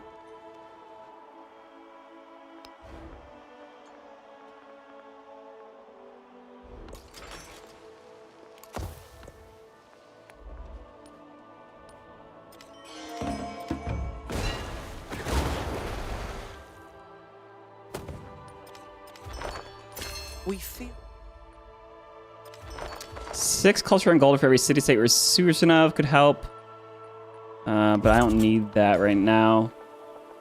Alright, this settlement, Hagamontan, is going here because I wanted to grab the unique infrastructure on the land. Bam. Now I can focus. I don't really need these resources here. So, what is this town's focus? It is just charming. But we have a little bit of food. I really need gold.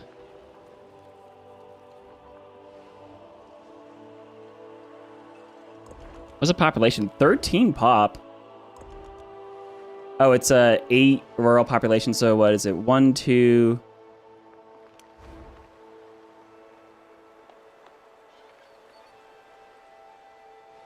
These are both flats. They'll get boosted by the fishing town. 1, 2, 3, 4, 5. Where's the rest of the... Oh, there's one. These two. Yeah, it's a fishing town. All right, continue to grow this settlement. Awesome, dude. Nara has how many appealing tiles now? 1, 2, 3, 4, 5, 6. Oh, it needs one more.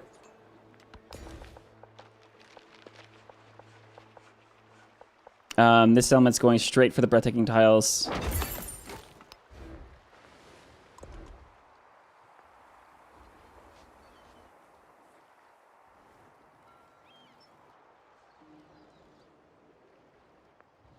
All right, here it was. This is where I needed the port.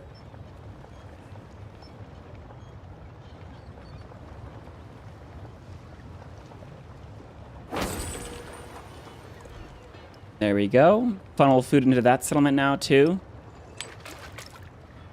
It's got 53 food now. So it can grow in 1 turn. Awesome. Ooh, culturally, we can go ahead and get... dude, free civics is a lot. Open air museums. 5 culture. No, it's okay. I have enough cultural improvements, I think. Receive an artifact. 2 cultural museums for each cultural city-state you're Susan of. Actually, I like the free artifact. There it is. My first artifact, finally. Off topic, but slightly excited. Got your Steam machine. Email. Ooh, how is the Steam machine? Or the Steam Deck is what I'm thinking about, I think. Oh, I can get relics from Natural Wonders, too. I should probably go for that. Let's go for World's Fair. Or do we go Democracy now? Yeah, let's go Democracy. Is anyone else a... Alexander is a fascist. Oh, no. Oh, no. Who saw that coming? Oh, boy. All right, cool. There's artifacts here I could compete for. I could also research and find a bunch more artifacts first.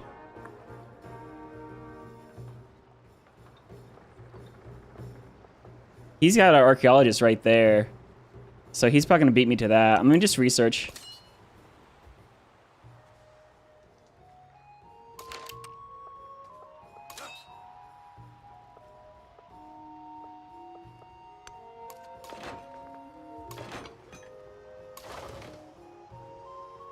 All right, I should be ready to fight Ibn Battuta. I have a settler here that's ready.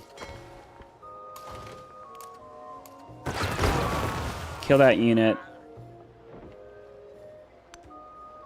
Clear that tile. These guys cannot clear a camp, correct? Yeah, there's support units.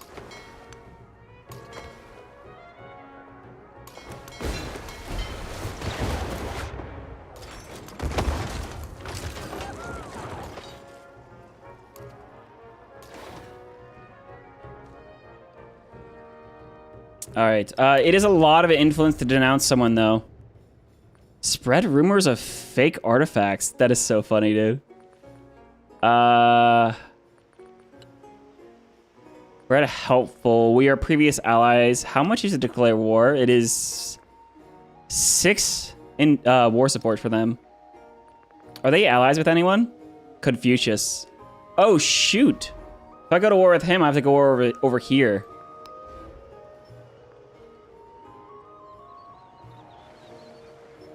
Oh, there's another breathtaking tile or two over this here, too, by the way. I guess it's probably worth it.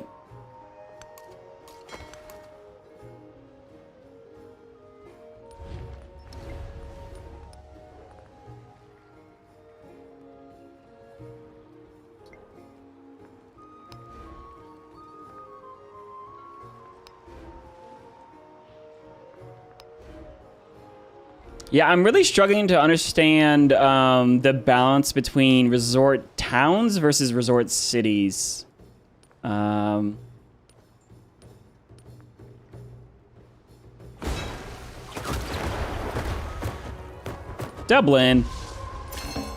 There it is, democracy. Production towards wonders. Actually, I need to run that card. Hang on.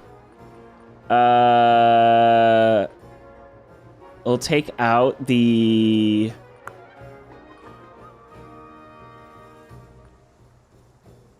primitive accumulation card for it. Oh, hang on. I had another tradition slot here, so let me actually... Oh, wow, I have 2 policy slots. Take out living standards and rerun that primitive accumulation back. And then 2 more policies. Maximize gold and food. Living standards and cultural imperialism. Oh, elective democracy. Have a radio station within 10 turns. Dude, that is so hard to do. Oh, okay. Yeah, that's not going to happen. Ooh, cultural attribute point again. I have 3 or fewer cities. I could do the cultural on specialists. I could do culture on towns, 2 in distant lands. What do I have? 19 towns? I have no idea how many specialists I have.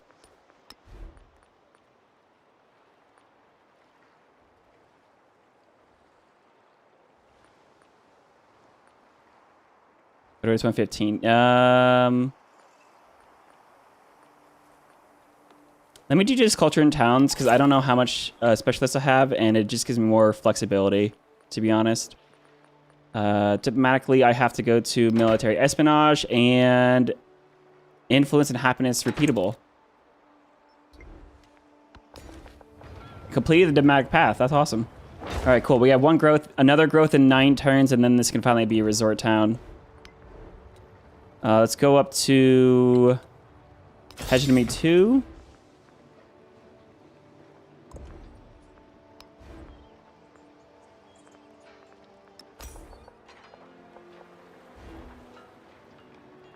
I should just get this any sea tile at this point. could be this, because I'm trying to work for the breathtaking tiles, so just get it down.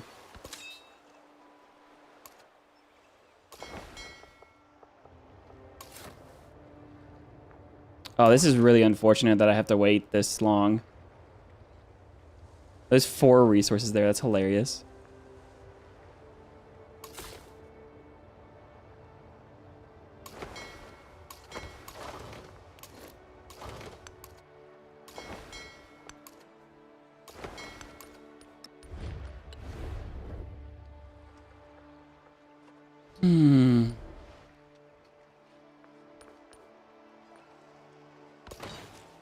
Oh, hang on a second. Tourism from trade routes is not dependent on being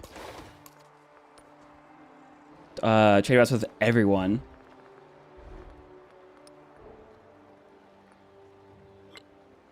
I don't feel like losing my trade routes with Ibn Battuta though. I only have the one, but still. The thing is, we're at 3 times score. If Ibn Battuta's cultural tourism was down, we'd already be winning.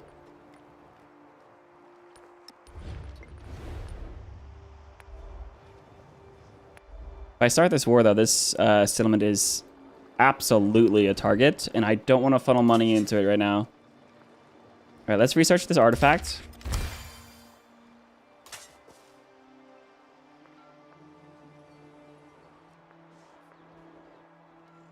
There is 6 on Laurasia now.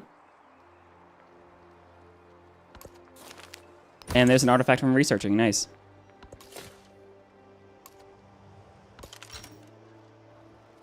Oh, sweet. Here's a whole army.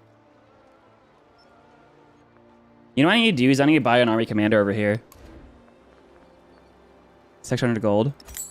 So I could fast travel all these units over there.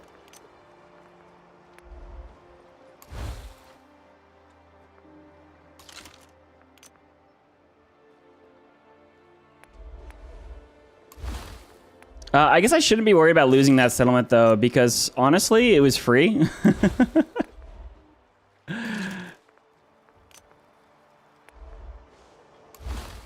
It'll be 16 turns for those guys to get here. Wow, okay, never mind.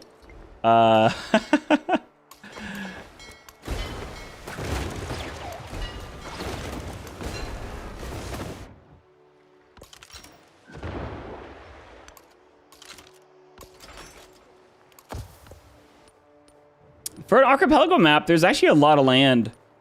I'm not having a hard time hitting settlement capacity at all.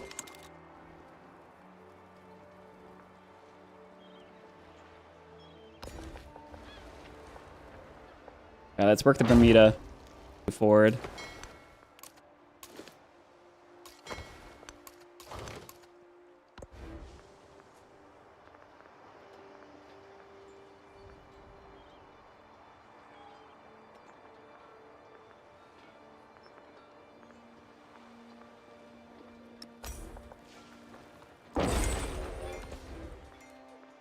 This town could focus, but no. Oh, yeah, I could buy grocers. Hang on.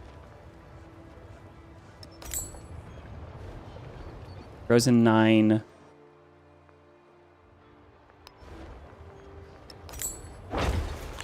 Grows in 7.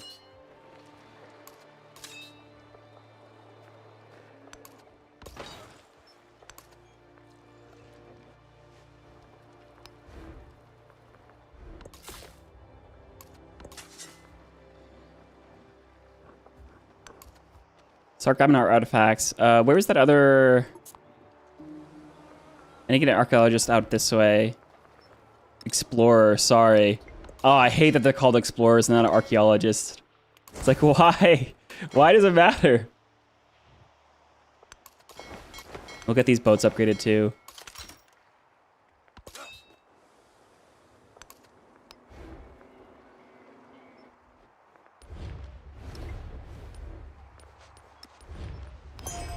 Cultural chain with the Hatshepsut again.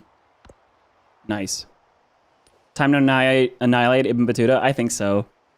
The next threshold drop is at 40% of the age, which actually is not very far. And that's 3 times score. which is basically to 5. Oh no, wait, we're at 3 times.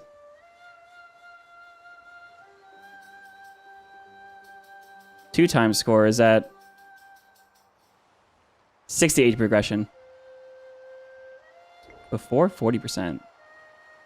This is 20. Wait, that doesn't make sense. Okay.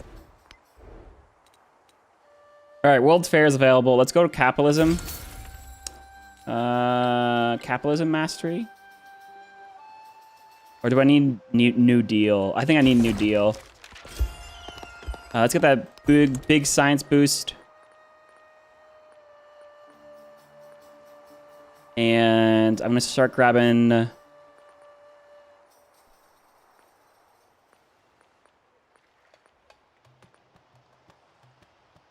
free speech.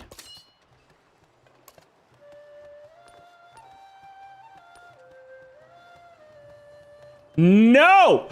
No! Confucius incorporated the settlement! He befriended the city-state. Oh, I'm gonna kill it. I'm gonna kill it. I'm killing it. I'm killing it. We're going to war. That actually seals the deal for me. Going to war with Ibn Battuta means going to war with Confucius, and I want to kill that city-state. Oh my goodness, that is frustrating. Wow. Okay. Boys and girls, we are going to war. Let me upgrade my boats, actually. She really doesn't like me anymore. That's funny.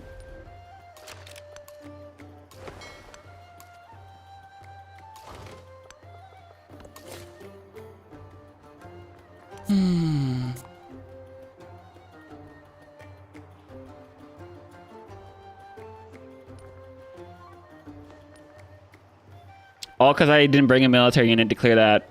Oh, that's rough, dude. That's rough, dude. All right, this guy needs to run up to, like, the top of the map or something. But we got dreadnoughts. He has turned red. He has one dream. Oh, that's an artifact, not a goody hut. That's funny. Probably need a fleet commander down here, to be honest, for these boats. 1,200 gold for that, though.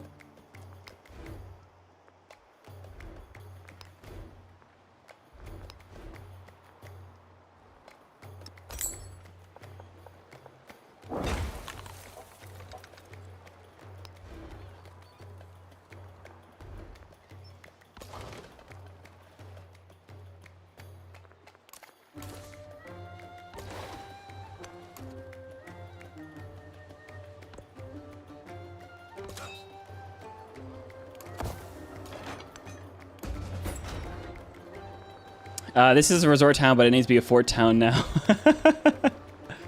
Oh, well.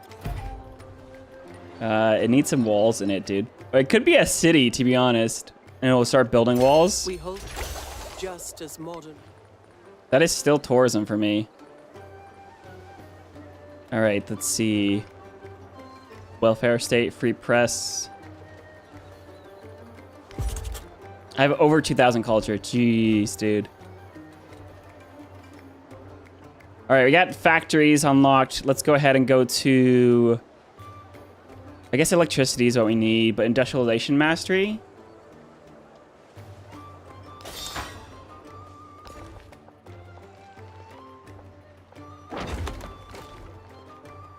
This settlement needs grocers. Pop it there.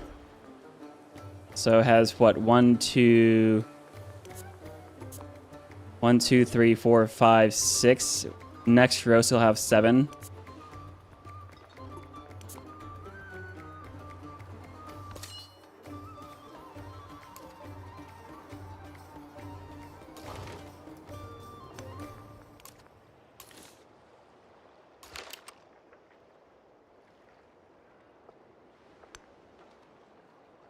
Oh my gosh, she has a settler here too. That's funny.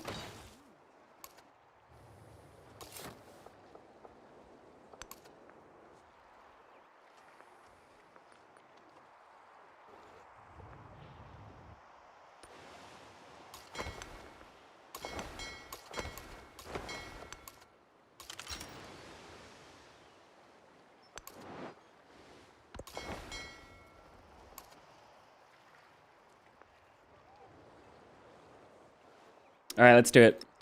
I know this is a really big backstab, but I honestly don't really care anymore. Actually, before I do that, let me just think. We have 500 tourism. Yeah, so currently 3 times a player's score. This is way over Hatshepsut's tourism. So let's just go for it.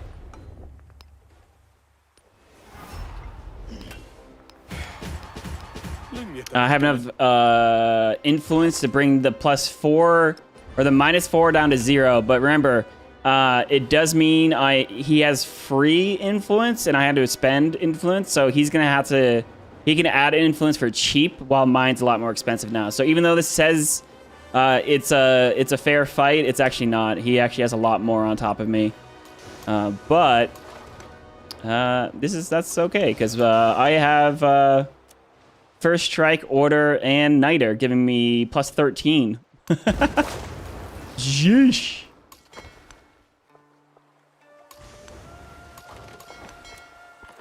We can actually just straight up kill his commander here.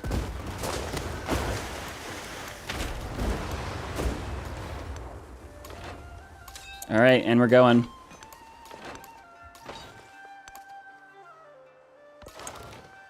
Getting us a promotion for a fleet commander. Sweet.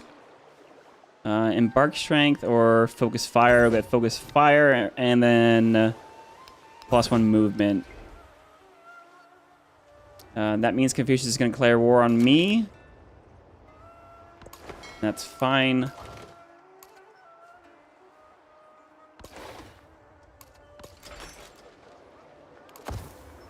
Maybe I should make this. I don't have the gold for that though. Here comes the war. Yeah, Confucius. Hatshepsut too? Oh, shoot. Why did Hatshepsut join?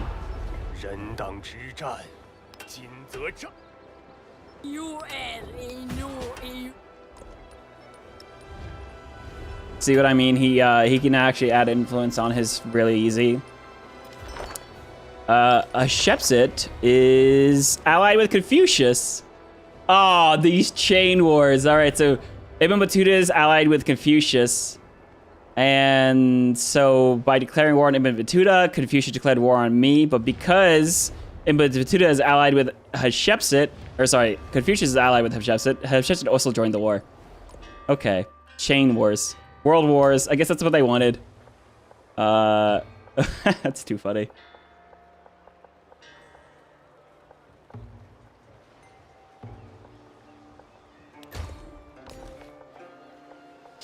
All right, improve breathtaking tiles. Appeal. Is it 1, 2, 3, 4, 5 now? The settlement needs some more still. 16 turns to grow though, is absurd. There we go. This city now has more. Let's see, 1, 2, 3, 4, 5, 6, 7 appealing tiles. So. Pure Land has gone up to 38. Sick. But yeah, we're gonna go ahead and declare war, or sorry, attack here.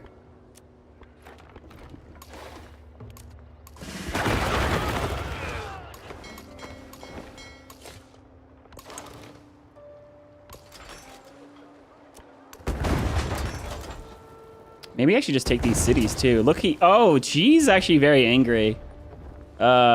This city's actually upset. This city's barely happy.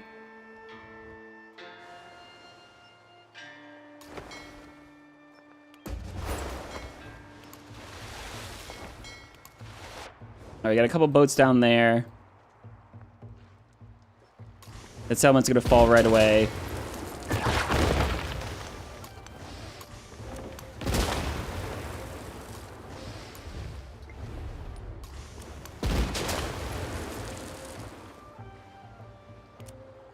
Coastal raid, that's settlement. Amazing. Oh, Hatshepsut has settlers to fire at. Nice. So we're gonna start keeping the settlements too. We have to be careful. We might actually, yeah, we're gonna win a military victory. Oh, I didn't realize that. That's too funny. We have some resources that have moved around. All right, cool. Because we lost trade routes with 3 civs. Oh, yikes. All right, cool. I think we just sealed a military victory by doing this war. Oh well. The fact that in an alliance the ally is dragged into offensive wars makes no sense to me. Yeah, it sounds. I understand defensive alliances, but offensive alliances is a lot. All roads lead to military victory. True. Oh shoot! I can actually just improve that tile with a building. There. It still needs to have more though. Okay. Oh, canneries are available now. I need to get canneries. That's a lot of food and resource capacity. I should not have done this war. Let's run New Deal.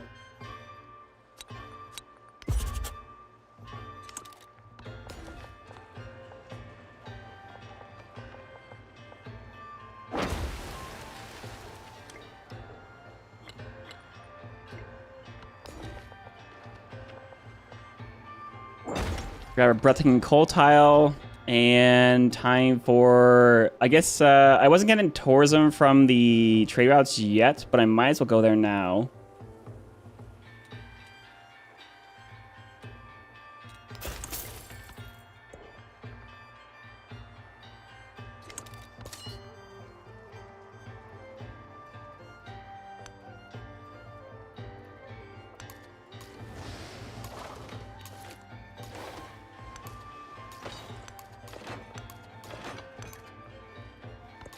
At least Alex is in a war with me. Surely.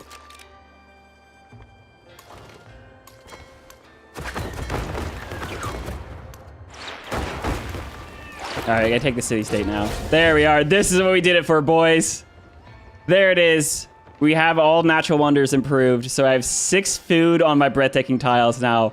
Oh, baby. Bro, look at these. Look at these. Oh, baby. 8 food, 11. Oh, dude. 7 food, 3 production, 19 culture. Oh, bro, over here, though. Yo. These yields, dude, they don't even make sense anymore. Look at these wonders. Gosh, I gotta play a Isabella Iceland game soon. Very, very soon. Oh, it's disconnected. Of course it's disconnected. Look at this. Oh, wow. Okay. Yep.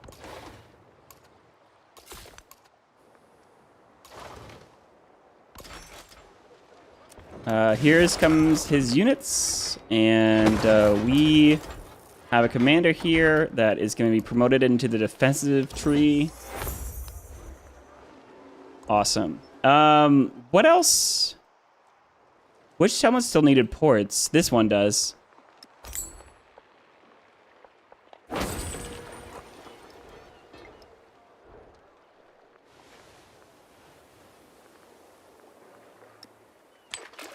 Oh, I ran out of fish.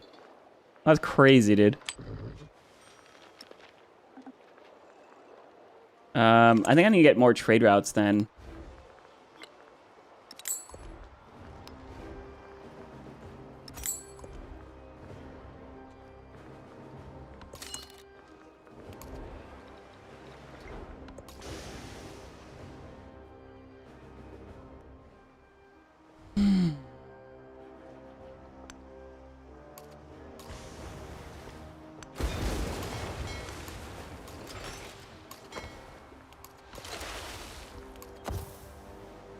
Oh, this one needs a port too.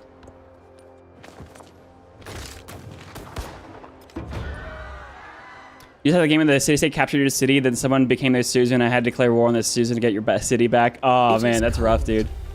Oh, Joko Onsen. Let's go. That's a wonder. Now I need another wonder. The World's Fair is actually something I need. Oh yeah, it looks like Oxford did get built.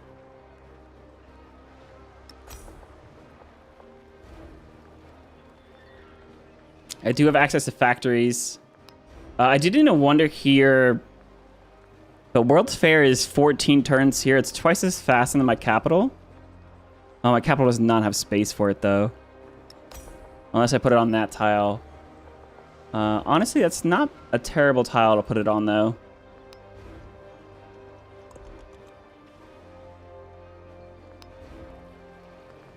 Let me see. What's my highest production settlements? Sort by production. 90, 67 in Nara.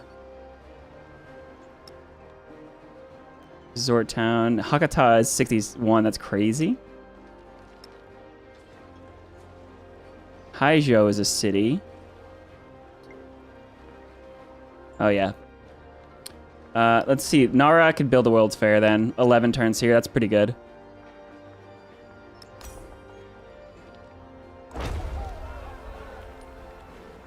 And Haijo can build a cheaper one. Nice. There's a food one, too.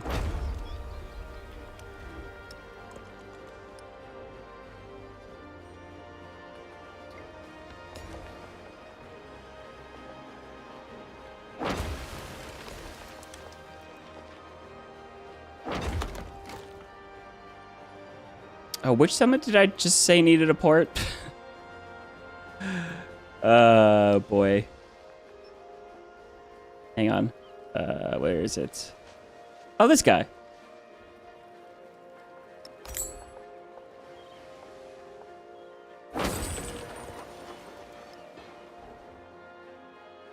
I also need more fish, though. Grab fish, put them in my port cities. Port settlements. Dude, I'll never be able to not say city instead of,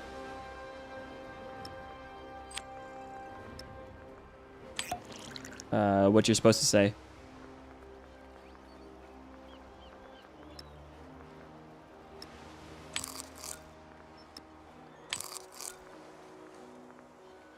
Cool. All right, cool. That's my resources. Doing good.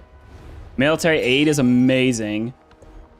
Technology. So we got factories. Let's go electricity. I need more science, I think.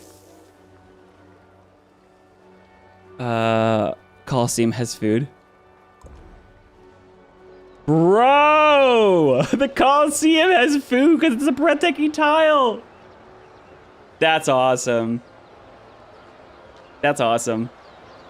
You feel like the port should give one prod to water tiles or the shipyard?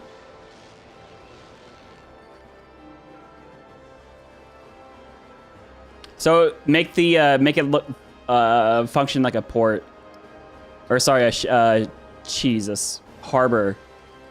Yeah, because it's only fishing key and harbor. So that the problem is that you don't have any warehouse buildings.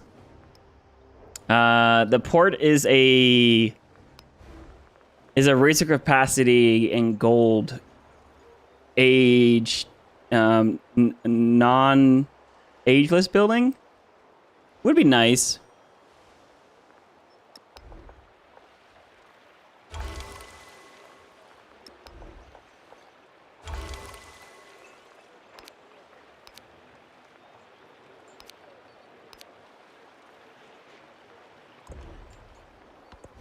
All right, we'll get those improvements. Canneries, factory. Yeah, factory in the capital. Ooh, artifact from overbuilding. Nice, dude.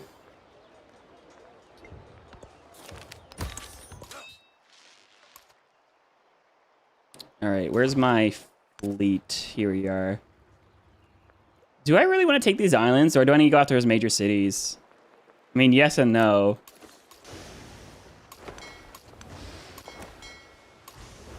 Oh, sweet. We got a sick focus fire. I can't focus fire that tile? There's a unit there, though. Aw, come on. I can...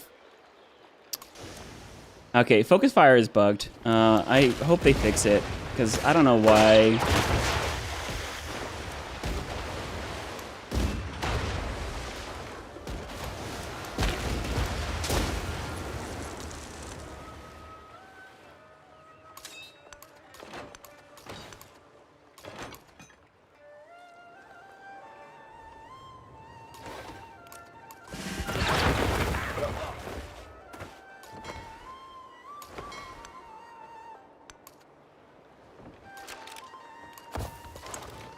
You have more promotions. Yep. Every route goes to war, huh?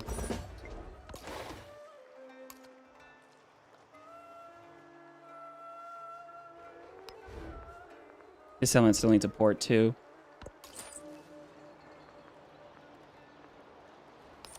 Let's get something with Lakshmi by...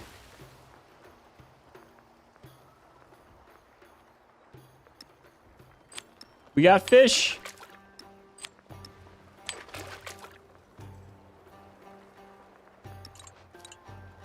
What happened to my... Oh, okay. Never mind. They're all there.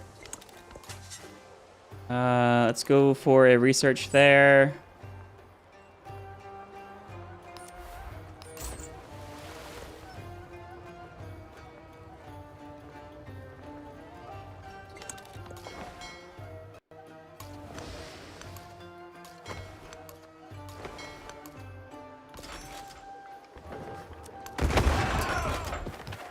So yeah, I mean, this is one of the situations where this resort town could be made into a city and still give you some tourism.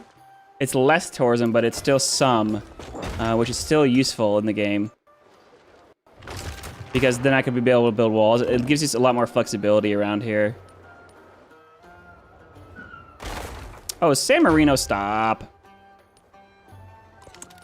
It is not from...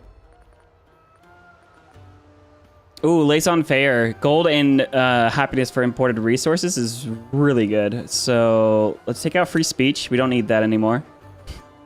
Laissez-faire.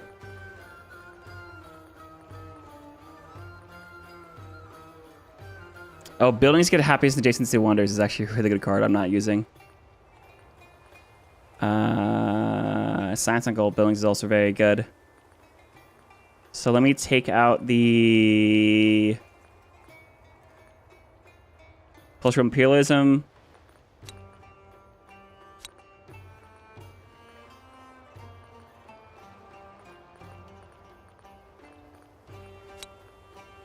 Run New Deal.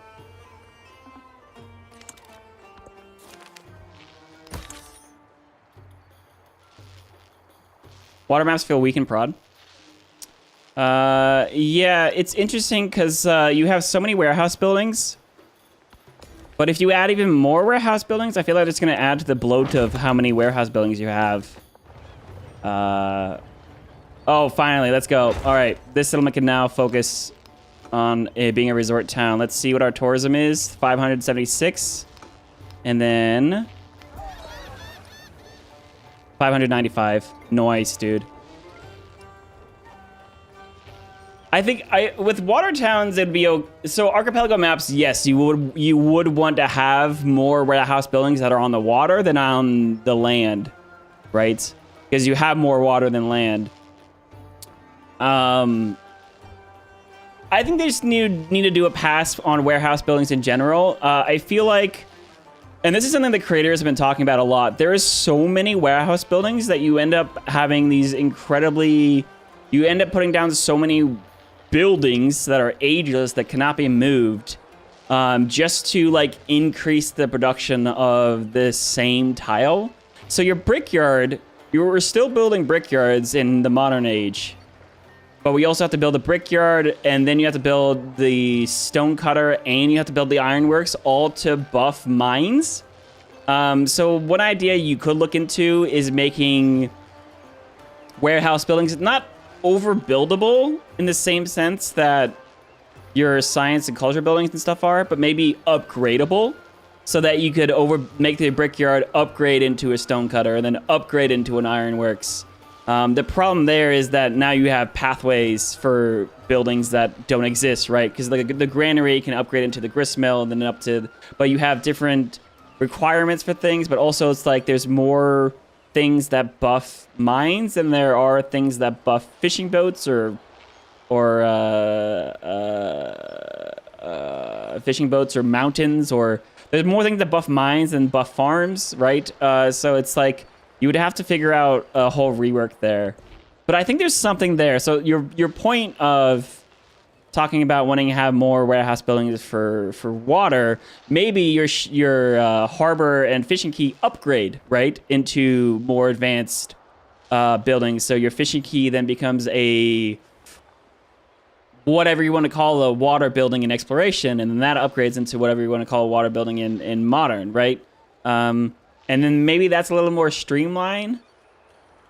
You would have less warehouse buildings overall because you would upgrade. You would have a few warehouse buildings, and then you don't have like a saw pit that's been sitting here since, or a granary that's been sitting here since the dawn of time that you're like, I can't remove.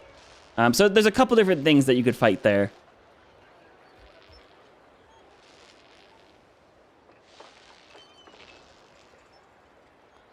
Science struggling to the end. Yeah, absolutely. Make the harbor add extra production through the ages. Upgradable. Nice idea. Yeah. A pier. Yeah. A pier in a dock. Water warehouse buildings are... the water warehouses aren't so bad in terms of space. Yeah, so I think they've been... So I can tell you that the content creators have been talking about possible reworks towards how warehouse buildings work in the current state. Now there's a couple things you want to make note though, is like there's like 5 warehouse buildings in Antiquity. There's 3 in exploration, and then only like a couple, or no, it's like 7 warehouse buildings in Antiquity. There's like 5 of them in Explo, and then there's like 3 of them in Modern. So there's progressively less happening each age. They like the granularity, like the choice between the brickyard, the saw pit, and the granary early on is actually really interesting, right? Compared to the ironworks, which just buffs everything, right? Mines, quarries, woodcutters, clay pits, oil rigs. Oil rigs?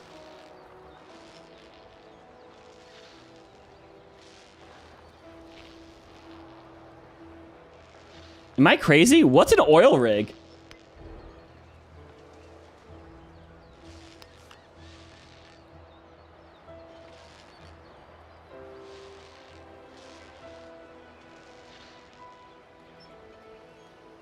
Oh, right. Buffs light naval. Oil should buff heavy naval. If I could find any.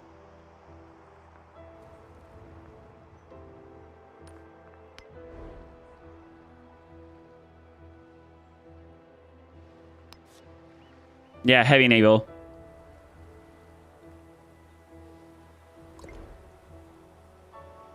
Oh, good. Great. Thanks for letting me know. Yeah, so I just had a little blank about oil. Don't worry about it.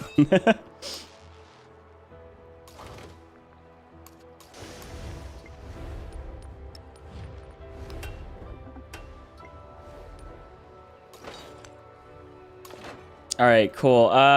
Where are we? I need one more artifact, too. Oh, actually, I could dig the natural wonder, can't I? Oh, hang on. I don't have that yet. Natural history. There we go.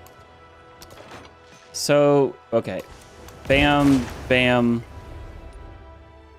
I don't need this settlement, but I also don't want him to have it. Do I actually just go to where Hatshepsut for any of these settlements? 1, 2, 3, 4, 5. No. No, we just have to go after him. It doesn't hurt his tourism at all, though, to take this settlement, and I don't want to win too fast. I guess we just go around and go after his actual cities, because this island is not a threat to me.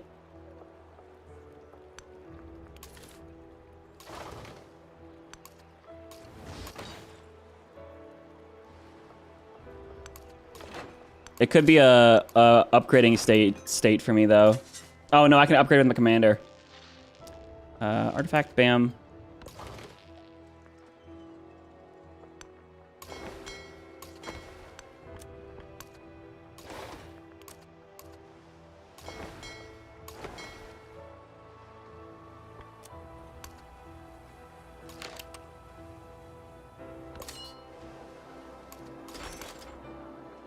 Yeah, he's gonna really try to take this settlement. Oh, I can buy defensive fortifications in here now. All right, cool. At least I can have my city center defended.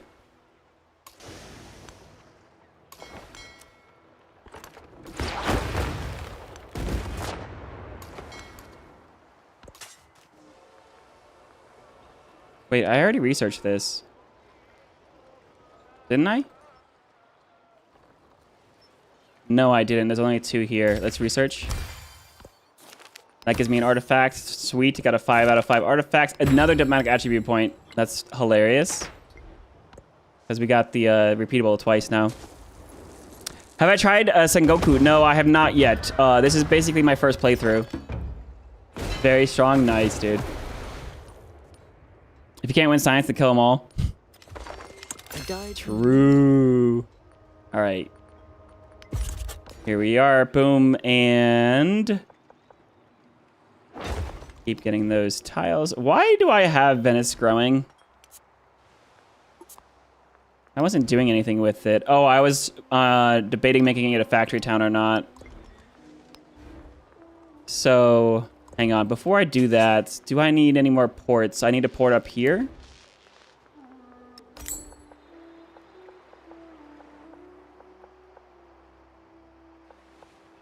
Yeah, that's a nice tile. That's a nice tile for the land improvement, though. Science on gold buildings. That's very fun.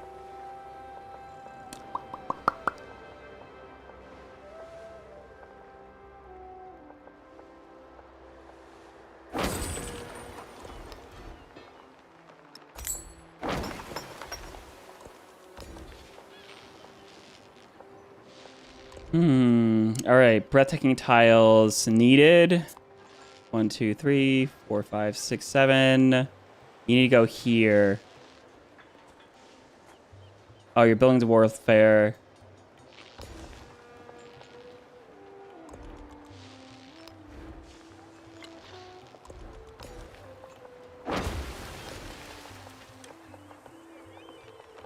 All right, grab more breathtaking tiles.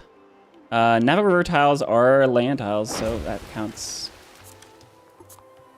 1, 2, 3, 4, 5, 6, 7, 8. Oh, sweet. We're gonna be a resort town now. So we go from 600 tourism to 632. Nice. So 40% of the age of threshold drops, doesn't it? Let's go capitalism too as well. Get those trade routes. Oh yeah, gold into trade routes now. So I need to get 2 trade routes with all these civs. So I have one with Charlemagne. I need to get another one with Lakshmi Bai. And then I need to get 2 with Alexander, who doesn't like me anymore because of my ideology, which is scary. And science boost, nice.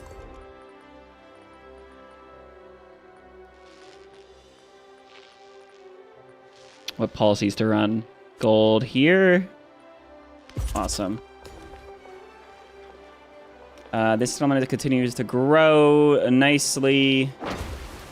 I love how ocean tiles give more food than the coastal tiles now. That's funny.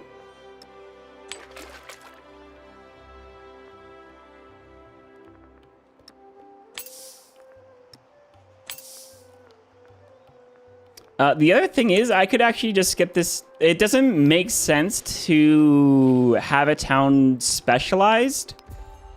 Because my tourism doesn't matter until it can actually cross the threshold. So if it has more tiles to grow to, I will continue to grow it. I just realized that. 9 turns to growth, though.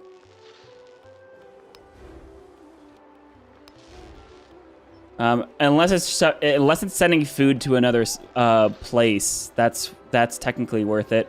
But look at all these mountains here. You know what I want? I want that tradition that gives you 20% growth to settlements with on growth focus. I feel like I need that.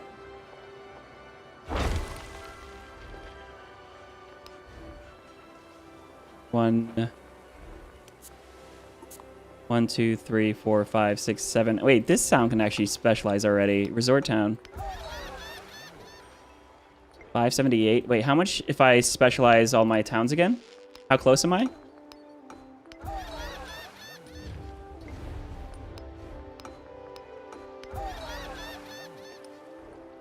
$671. We're about 100 tourism away. How long does it take to grow, actually? 2 turns. Yeah, that settlement's going to continue to grow. 1 turn to grow here. Yeah, I definitely want those.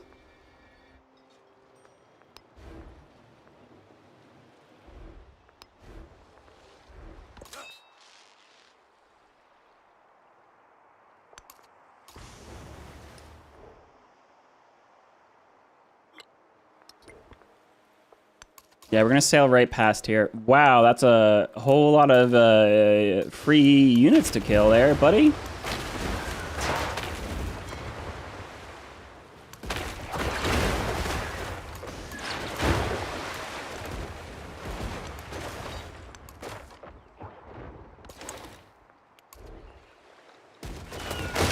Sick.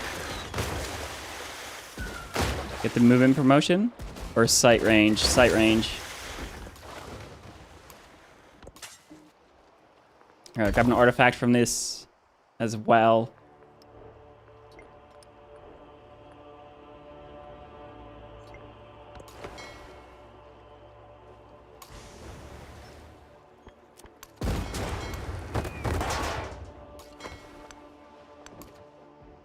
I need to figure out where his tourism is. I mean, obviously these cities, right? That's where his tourism is. Actually, I could look at the cultural lands and see, does he have any resort towns? No, he got Oxford though. Celebrations. So you can actually look up where his tourism is coming from. And it's pretty much just wonders, so you'll be able to see them.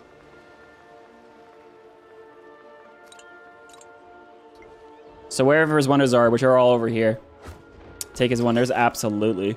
Because remember, taking wonders will increase my tourism and decrease his. So it's worth it.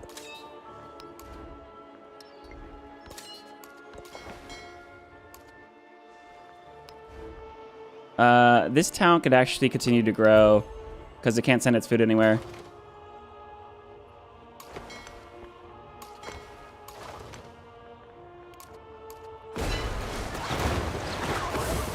Oh, I don't like this. That town's unhappy. Aw, man. Whoo, they got artillery. Show them who's culture boss? Absolutely. All right, so this war is not,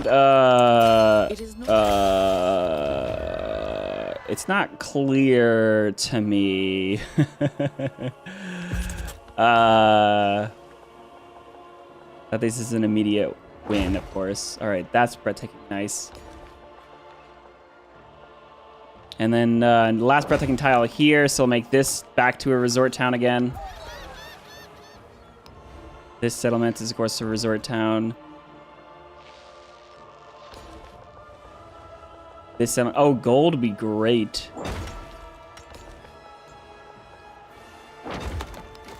There's 2 boats here. Wow, okay. Ooh, you're hurt.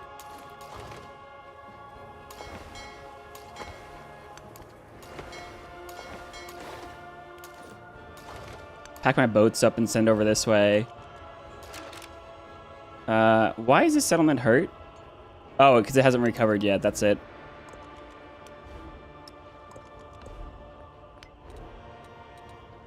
All right, electricity, so we have laboratories. Let's get to flight. Now, so we're definitely not gonna get to the far techs of this game and get like all of the fun tourism sources, because we're gonna win before that.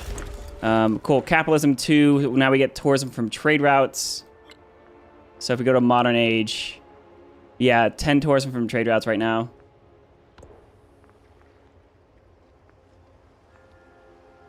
I have another silk I would love to run. Gotta love seeing a incredibly high culture number for no reason. 2,500.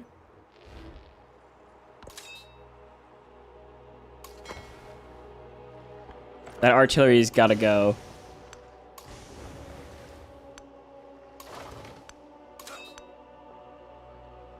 Oops. Shoot. Focus fire on artillery, please. Bam! Go on.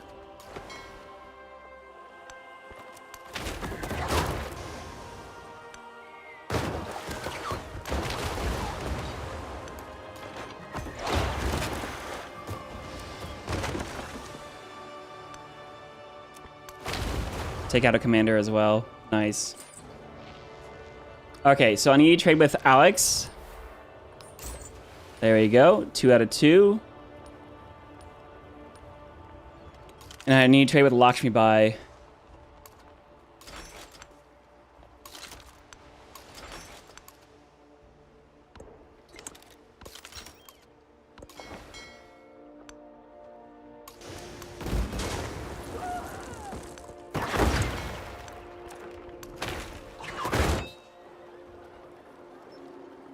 I have reinforcements coming here in 7 turns.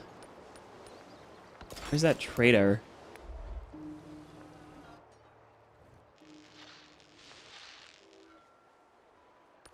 Oh, I still need to buy another trader.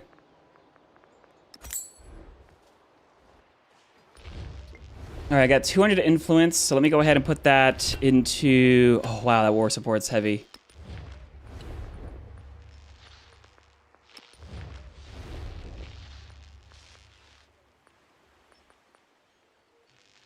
I wish local festival gave you happiness in all settlements instead of cities. I feel like it's not very strong. Especially when the alternative is getting influence for it. Let's do... I can do military sabotage. Let's see. This unit's... military units get -3. Military sabotage is the opposite of the military support one. That's where that's from. All right, 600 gold. I gotta buy something up here. I don't like this either.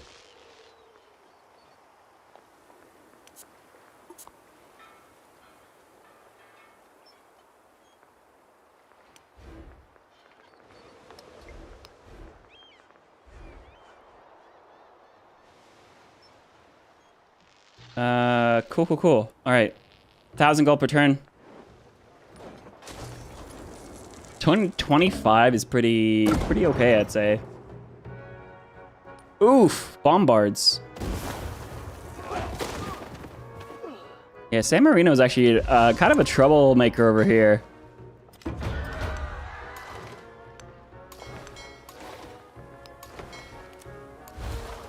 Now, I can't upgrade my ship a line, but for the moment, I just need to attack here. There we go. Alrighty, so this settlement's... Yeah, Bermuda. I'm really upset this town cannot be a resort town because it just doesn't have 7 land tiles. It looks like a gorgeous place for a resort town, too. Oh, didn't I need to make factories? Oh, we got a factory coming. Awesome. Bam, breathtaking tiles. Hell yeah. 621, eh?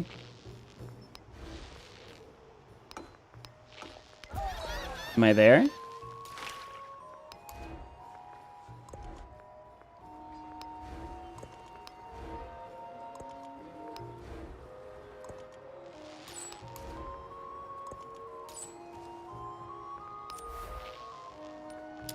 Yep, locked.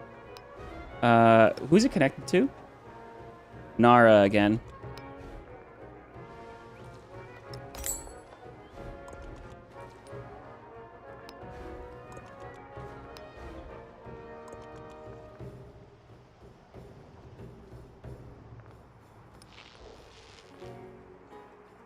Closing in, but his tourism is also going up.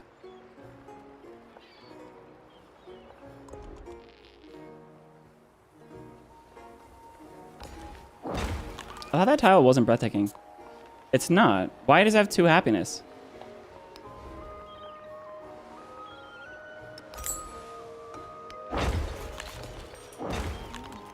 Oh, it should be 3 actually.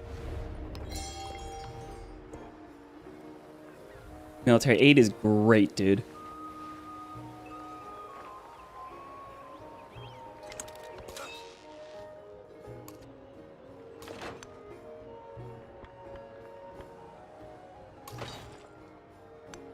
I can actually upgrade my I can upgrade my land army in the water because my commander here has the promotion to allow you to upgrade outside your territory. That's amazing.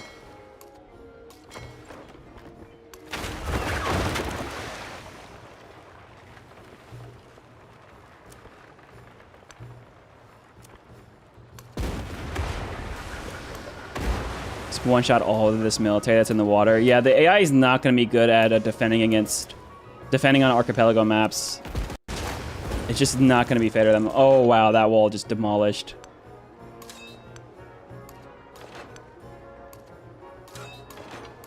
All right, I need those guys to upgrade here next turn.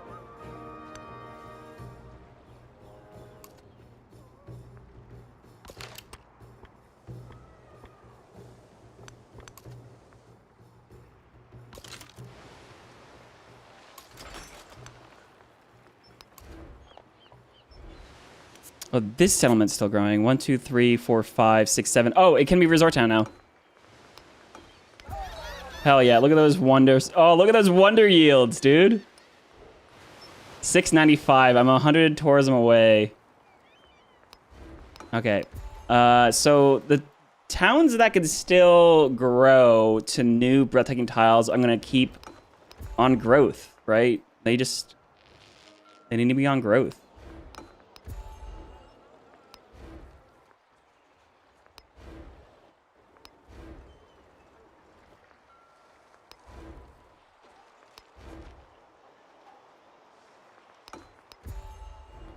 But yeah, so this is what I mean. Culture victory is going to be really, really easy to manipulate and very deceptive. Because essentially you can get a bunch of settlements ready for your tourism and then set all our focuses on the same turn and then jump your tourism by like 400 points. I really, really, really think tourism, they need to be tile improvements that you improve or that you buy, that you can't turn on and off. It's just too easy to manipulate that way.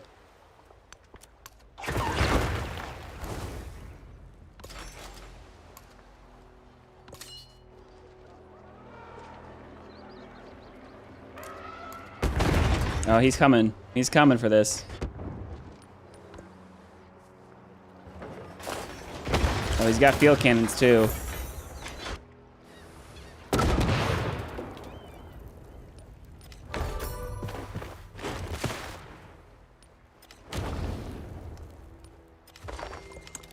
If I cannot. All right, militarism. Combat strength for fortified districts might actually be useful here. Healing for all units. 10 healing for all units is actually really good. Material.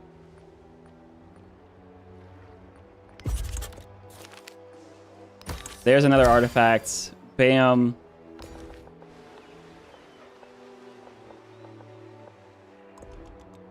I need to buy down to a breathtaking tile here, so let's grab...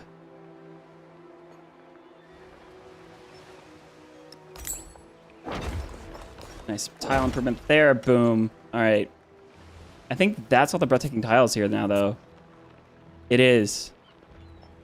Sweet, so this settlement can just be a resort town for the rest of the game.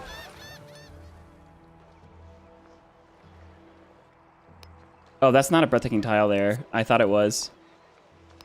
So yeah, just stay breathtaking, stay resort, stay awesome.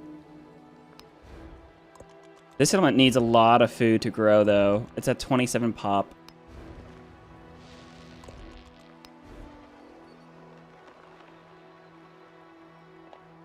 Oh wait, I need money for that military upgrade.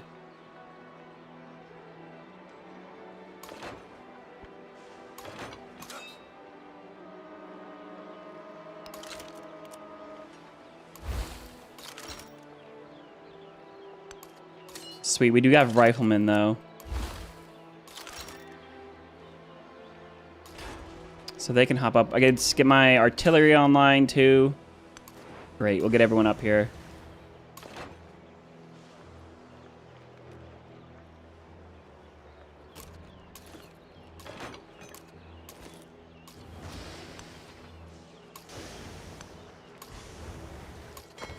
Oh, there's a boat over here.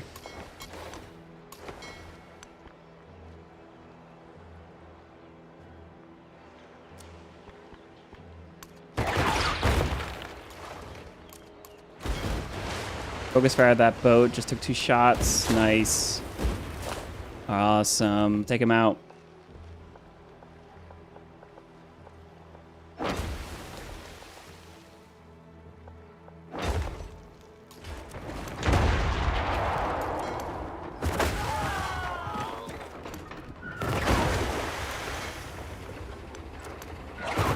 All right, that settlement was saved. This settlement now is under attack. This is fine. 2.222. Who can I peace? I can peace with people. Sweet. All right, awesome. Hey, Confucius, you want peace? I didn't realize it's been 10 turns already. 48 progression soon. Oh yeah. Like next turn. Shepset does not want peace. And I don't want peace with Ibn Battuta. All right, cool. What that does mean is, though, I can get trade routes with Confucius now. Bam. Let's get reconciliation, because I can't improve trade relations when we add negative relationships. And here we are. So we can get tourism from Wonders still, but I think just hitting Future Civic is an artifact and 10 tourism. Oh, the age progression drops here next turn, doesn't it?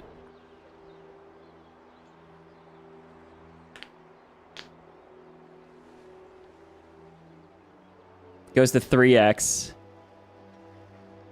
No, next is... This, okay, this is... Wait, this is wrong. It says decisive victory is what we're in currently. You need 3x the next player's score. Well, that's what we're in right now. It says next is at 68 progression.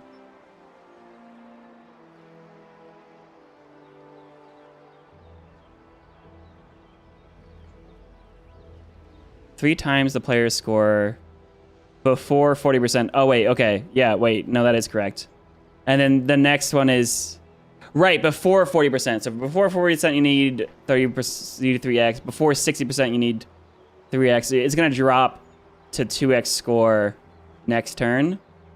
I hate that. I hate how much it drops. I'm not going to lie. I really hate that.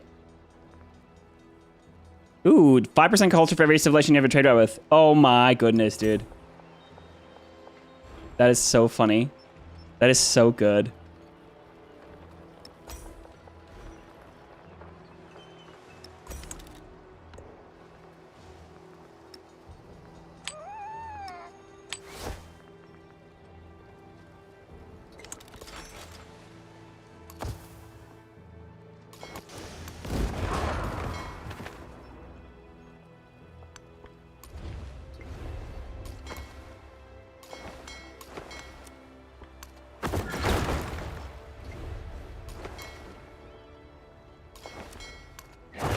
It just feels anticlimactic. It's like I've been working this hard to get this far to the tourism number, which is like an arbitrary like 3x, 4x. But then the threshold drops by 250 tourism from one turn to the next. So you need to do one of two things. Either you need to make the threshold drops more like an actual smooth graph instead of these giant steps, or you gotta it's I don't know how I feel about the score being multipliers that you need to hit based off of a certain point in the game, as opposed to previous Civ games where you just naturally hit big boosts to your own tourism. So instead of lowering the goalposts, why aren't we boosting our number? Like, if the game was just always... geez, I don't know. Like, if it's... Instead of giving the threshold dropping from 3x to 2x, why don't we just... Why isn't there just a Civic that doubles my tourism? I guess if you're neck and neck, it's kind of hard. I don't know. I don't know how I feel about... I like the speedrun capabilities of the score system, but I don't know if I like everything about it. There's my artifacts down here. He finally got to that artifact. That's crazy. I don't know. What do you guys think?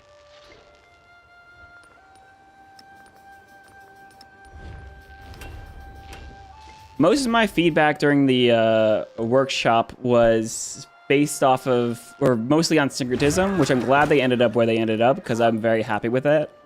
I think the victories are very close. Yeah, see, now I just immediately hit 2 different thresholds because the thresholds drop for both.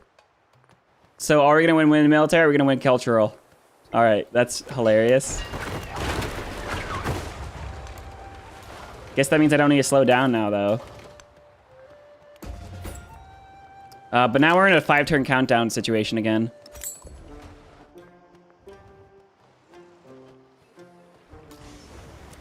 So also, I'm like, why did I go to war? Like, I was going to win the same turn regardless, whether or not I went to war, because the threshold just... I'm still just winning on the threshold drop. It just doesn't feel satisfying. Trade settlements away? No, it's fine. I'll just win whatever we win. But now I have 5 turns. 4 turns. Wow, there really is no point now, huh? Yeah, I don't know, man.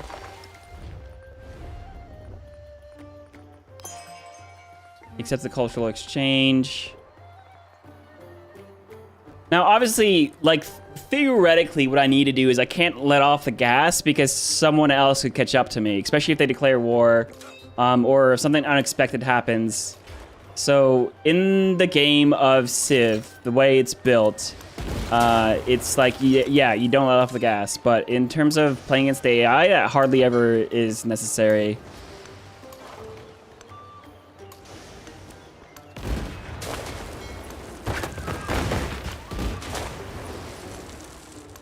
I have had games where the AI did surprise me, though. And did, like, out of nowhere come out and scare the bejesus out of me.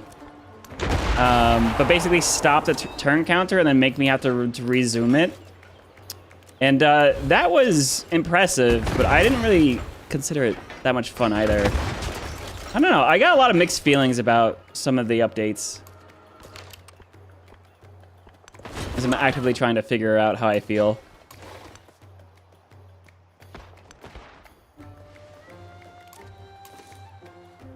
Why would you put the weak boat first? No.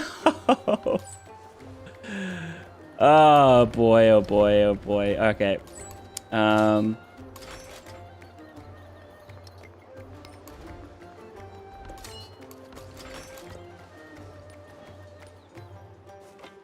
Dilemma for sure, yeah. You like being able to win an exploration? I do too. I do too. I 100% like the fact that you can you could optimize your game to a degree that it is objectively impressive that you won. I just feel like it doesn't need to...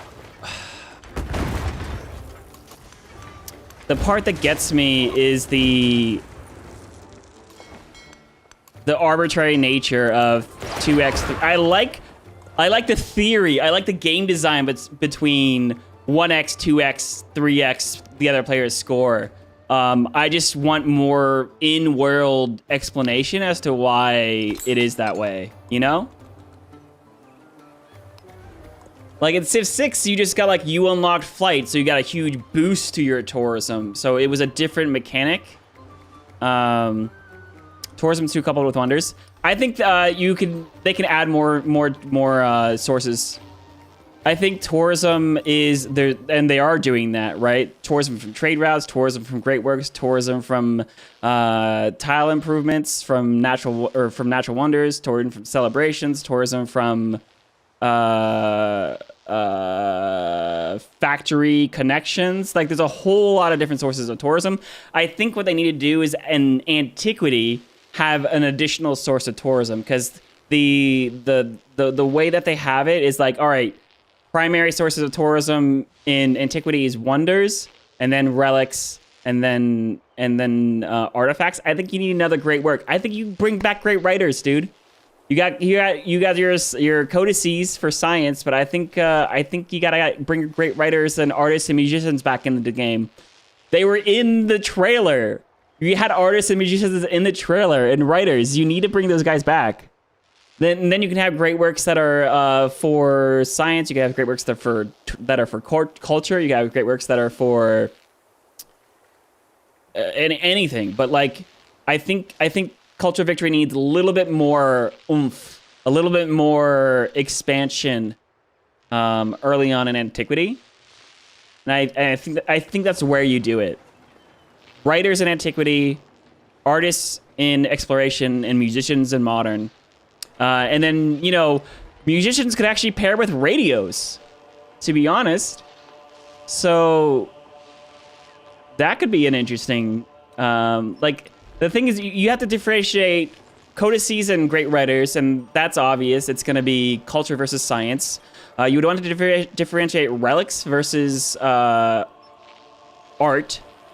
And honestly, maybe relics just generate happiness instead of culture. And then art gives you culture, right?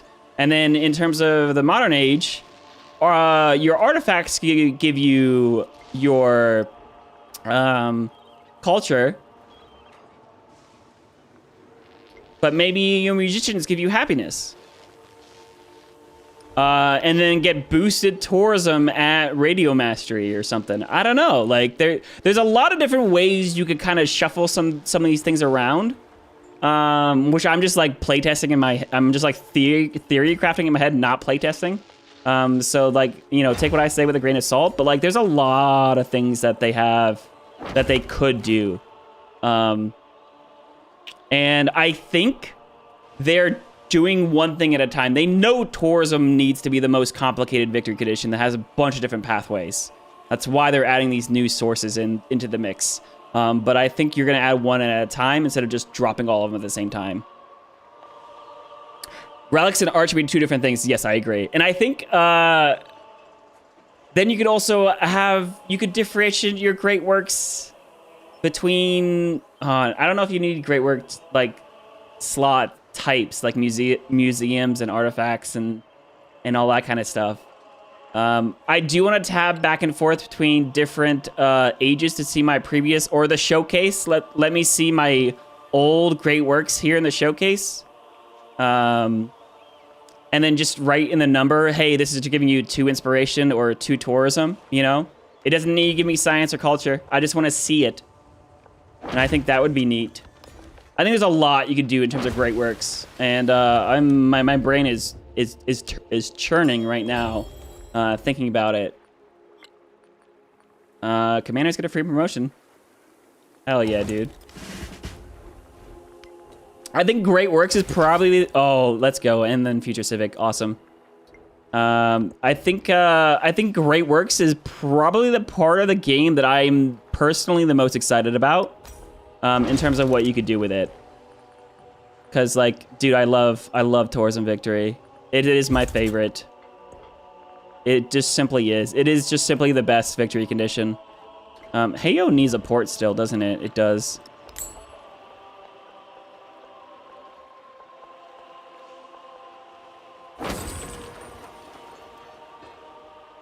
Oh, World's Fair next turn. But this is the thing about Culture Victory. You're gonna have different avenues. Like you're gonna have the Wonder focus path. You're gonna have the Great Works focus path. You're gonna have the Appeal focus path. These are all good things. These are all very, very good things to have. It's just a matter of the exact implementation of it. I think could be very, very interesting.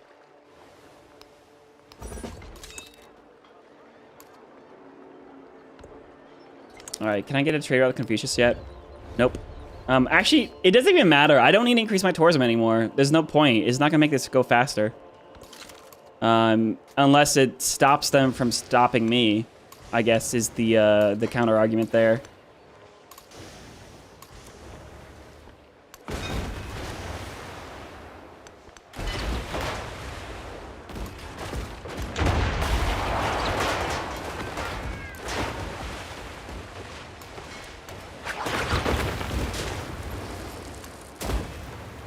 Gosh, I love that.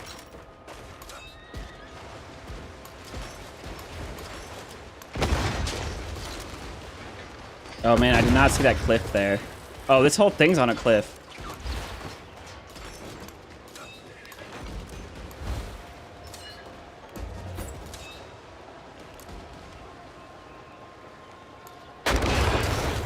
Well, that's destroyed.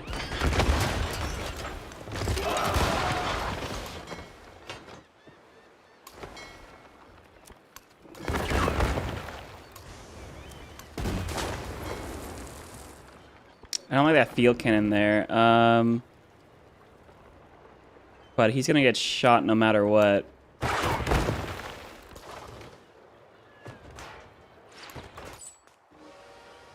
Alright, trader needs to wait.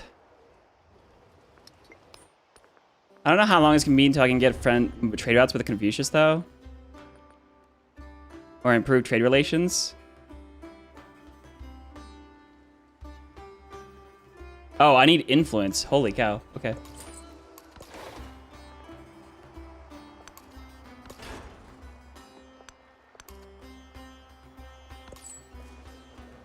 Oh, I have 2 trade outs available. Okay.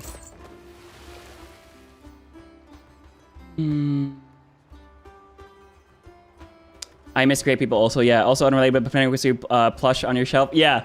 Yeah. I've had him for quite a while. He's actually been in my background for a while, but all this, I had my office set up differently. I just moved over to the corner and now I have things like closer, so it's actually easier to see.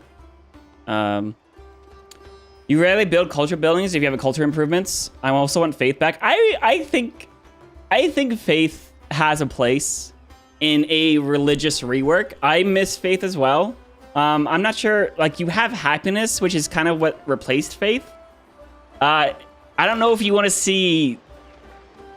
Wait a second. What do we have in terms of yields on tiles? There's already 6 yields, so having a 7th yield might be a little bit cumbersome. I'm open to it, though. I'm open to it. Let's see. You feel weird buying missionaries with gold. Although it's more realistic. The religious reworks, yeah. I think the biggest things on the docket are the religious rework and the crisis rework. Bring back national parks. Uli, we were talking about this. You have national parks. They're called expedition bases. They're 1-tile national parks. Which, okay, let's be honest. National parks in Civ 6 were way too complicated. The 4-tile diamond unflexibility, every single day someone asks a question of why can't I build a national park here? Way too complicated. What's the solution? Make 1-tile national parks. Hey, guess what? Expedition base gives you tourism. Remember? Because expedition bases, you get tourism from wonders. So, kind of, expedition bases are 1-tile national parks. I would like mountains to have a way to generate tourism for expedition bases as well. I do like the idea. No, actually, let me take that back. Oh, wait a second. No, yeah, wait. National parks. So expeditions are a worked tile. You get that yield, right? However, there's still something to be said about wanting to have unworked tiles. Because I'm never going to work these tiles. Like, look at my towns. Yeah, this actually is a great example. Hakata will never work these mountain tiles. It is focused on, it is a resort town right now. It is not going to grow to these tiles. I'm never going to work them. However, if you did make a national park, if you brought naturalists back, you could have a way to generate tourism from these tiles that wasn't from working the tile directly. So you wouldn't get the yields, but you'd maybe get tourism. Maybe, okay, Uli, I take it back. I do want national parks back. And you want to know why? Because that also opens up the door to preserves. Having a way where you can plop down a preserve and then like have a bunch of tiles that are not worked, not improved, right? But they are generating tourism for you instead of a yield. There's something there. Yeah, religion is definitely boring in Civ 7. Religion should be through all ages and evolves through the ages. I think they have a touch of that from Pantheon into religion. I think your Pantheon needs to build into your religion. I think losing your Pantheon entirely is kind of a... That could be left for the collapse mode. Remember, because they're trying to talk about doing a continuity, a regroup, and eventually a collapse mode. I think collapse they could leave losing your Pantheon for. I think you could leave losing your great works in their entirety for. I think you could leave that, you know... I don't mind rebuilding trade routes. I don't mind rebuilding overbuilding. I don't mind getting new types of buildings and new types of great works and all that kind of stuff. But I think losing your Pantheon, I think your Pantheon should be your first belief in your religion, and then carrying your religion into modern age, it takes a dedication currently, but you could probably work something in there. I think there's something there. I like starting out as a tribal religion and to organize it more. Yeah. 3 tiles instead of 4. Yeah, this would be, triangles instead of diamonds, maybe. The preserve. I know about crises is never my favorite. I know Bob hates crisis, but that is, so there's 2 reasons I don't like crisis. The first reason is that you choose the policies that you are then penalized by. So you pick and choose what hurts you the least as opposed to being a true random crisis. I hate that. I would rather crisis be just smack you in the face and be awful. Or have randomness. Like you have the barbarian crisis, barbarian invasion, but this time they have +6 combat strength. While other times it just randomly gives you the penalty to your trade income and stuff like that because of barbarians invading your trade routes and stuff like that. I think that's the first reason why I don't like it. The second reason is there's not enough counterplay in some of them. Like the Plague Crisis is awful because Antiquity, you just suffer through it. There's nothing you can do about it. But in Exploration, you get Plague Doctors, so there is something you can do. I still don't know how it works though, and so that's a whole thing in itself. But I like the idea of the crisis, the big climatic moment of tension that is the reason for your Civ to evolve in the first place. I think the crisis definitely has a place in Civ 7, needs to be a thing, it just needs an evolution. That's why religion and crisis are my 2 big things that I think I need the big reworks still. Stellaris does crisis really well. I should probably actually try it to see what you mean by that. Crisis should be more chaotic. Plague Doctor does almost nothing, clears a tile. Yeah, it removes unrest from the city. That's the big thing. Removes unrest so the city can continue to produce things even though it is currently in plague. Or at least that's how it's supposed to work. If it doesn't, then I don't know. There's a bunch of mechanics that I still don't even know how they work. But also, hey, look, this settlement built 2 wonders, and now, because we're getting appeal off of our wonders, we have 1, 2, 3, 4, 5, 6, 7 tiles that are generating tourism in this town that did not have the ability to do so beforehand. So now we can go ahead and look at our cultural screen, and we can see we are generating 54 tourism for Pure Land and 228 from resort towns. Let's go, baby. That's so cool. Oh, resort town, boom. Might as well make everything a resort town now. Is this one generating appeal? 1, 2, wait. Improved. Has 6 tiles. It still needs to continue to grow. Actually, I can buy something here to get this tile. Literally just buy a... Nope, there's a unit on there. Get out of here. There. Buy a granary. And, so many resources. Buy a gristmill, buy a grocer.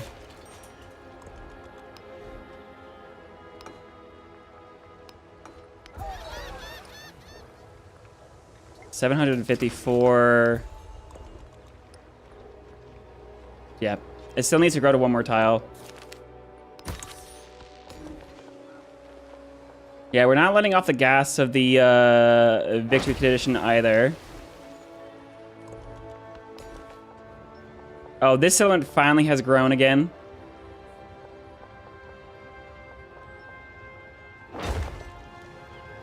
So, how many tiles does this one have? 1, 2... Oh, no, that's not improved. 1, 2, 3, 4, 5, 6... Oh, this tile needs 1 more and 2.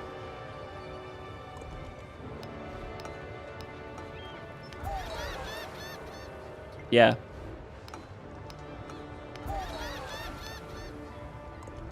But it's gonna be how long? 11 turns to grow, yep. So, I mean, you could look at it 2 ways. One way is I don't like the 7 tile requirement.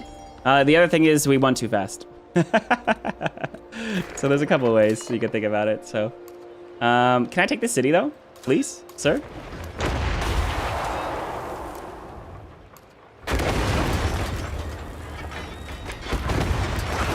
Can't believe there's a scout there. Take it. Nice. Finally. Did I even lower his tourism? Yeah, it did. Keep that. Lowered his tourism, increases mine, not by as much, right? The tourism you get from conquered settlements is less.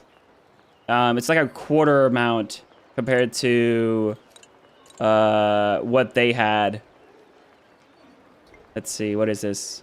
El Escorial.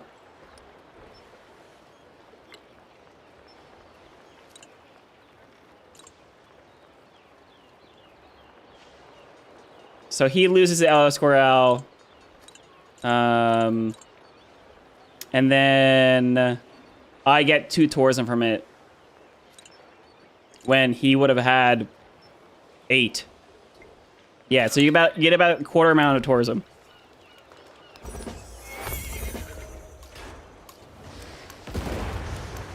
Oh, a backdoor attack.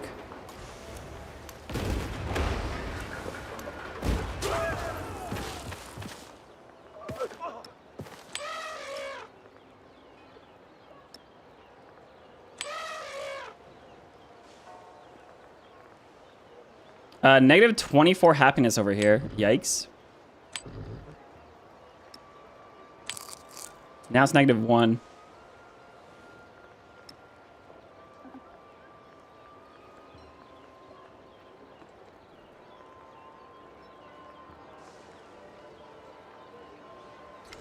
Cool.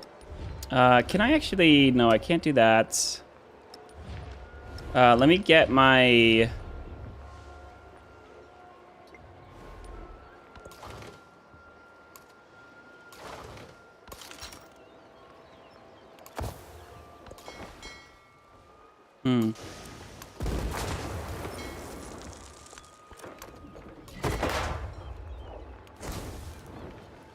Do a quick pillage there. Confucius I cannot increase trade relations with. So this is the big problem with wars. You don't get your merchants back, but you also don't get your improved trade relations back either. And they're now more expensive, so it's really rough. But it's okay. I don't even need that tourism anyways. I didn't want that tourism anyways. Yeah, Alex got those great works from over there. 2 more artifacts. Just go down to Bermuda. Have fun.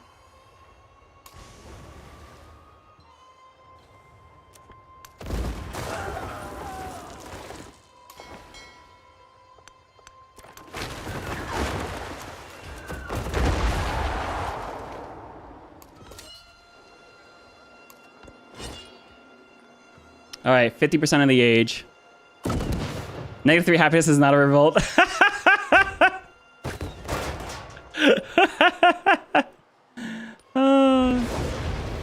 Crisis can heavily impact someone and ignore someone else in multiplayer just makes you sad. Yeah, that is fair. I think the plague having randomness is good, but I want to see the plague be heavily influenced by trade routes.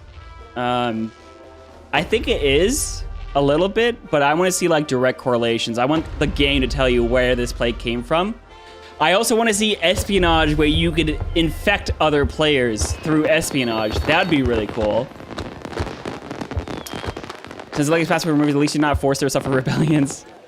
Possibly unfair to lose a settlement because I didn't have the counterplay option, but you need to have 8 settlements to get your points. I do like the fact that you can't get to settlement limit just by settling 8 settlements anymore in Antiquity. I think that stops players from doing that last turn settle on Antiquity that was kind of required. And I like what they changed it with instead. Also, World's Fair is awesome. We got 800 in tourism now. Dude, we're double what the point gold is. So look, I hit the threshold that I wanted to hit, which was over 700, but it's yeah, I don't know. I don't know, man.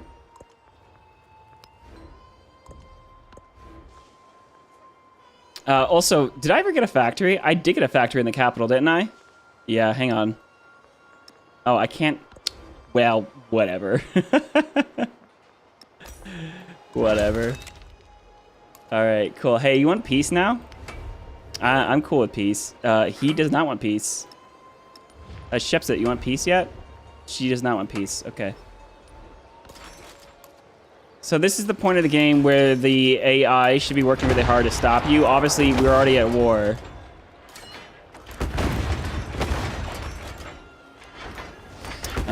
Alexander actually is hostile with me, so it wouldn't be unheard of for him to declare war on me right now.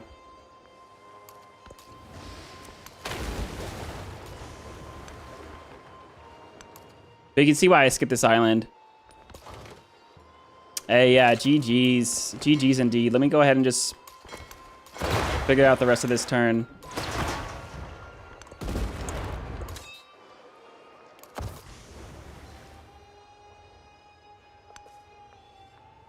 And honestly, just pillage your things.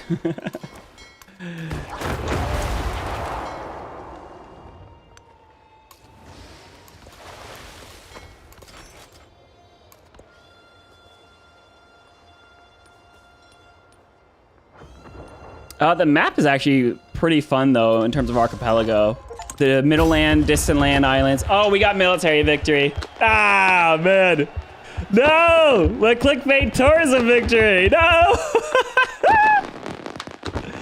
All right, I guess military victory processes before cultural victory. So shone like the sun, illuminating all in its orbit. Let's go, Himiko. Good work, good work, good work.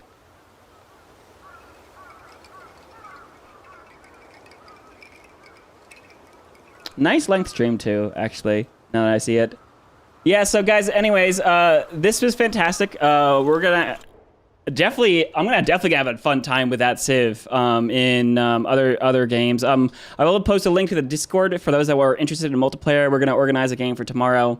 Time TBD. Of course, depending on time zone and players availability. But if you guys are over on YouTube, make sure you come over to the Twitch channel. I will be doing, I do live streams on YouTube when there's definitely updates and there's like big news, but when there's casual live streams, just like a random Tuesday or Thursday night, I'm gonna keep that only on Twitch, so go ahead and go over there. If you guys are on Twitch, make sure you subscribe to the YouTube channel, because we'll make content at some point. I keep saying. But yeah, here we are. Turn 31, win, military victory. Oh man, yeah, it processes before culture. That's crazy. Huh, I wonder if that's on purpose. Anyways, guys, I'm gonna head out. I will leave you guys here. I don't see anyone under raid. But again, little happy birthday to myself, I guess. And I'll see you guys soon. Bye-bye. Bye-bye.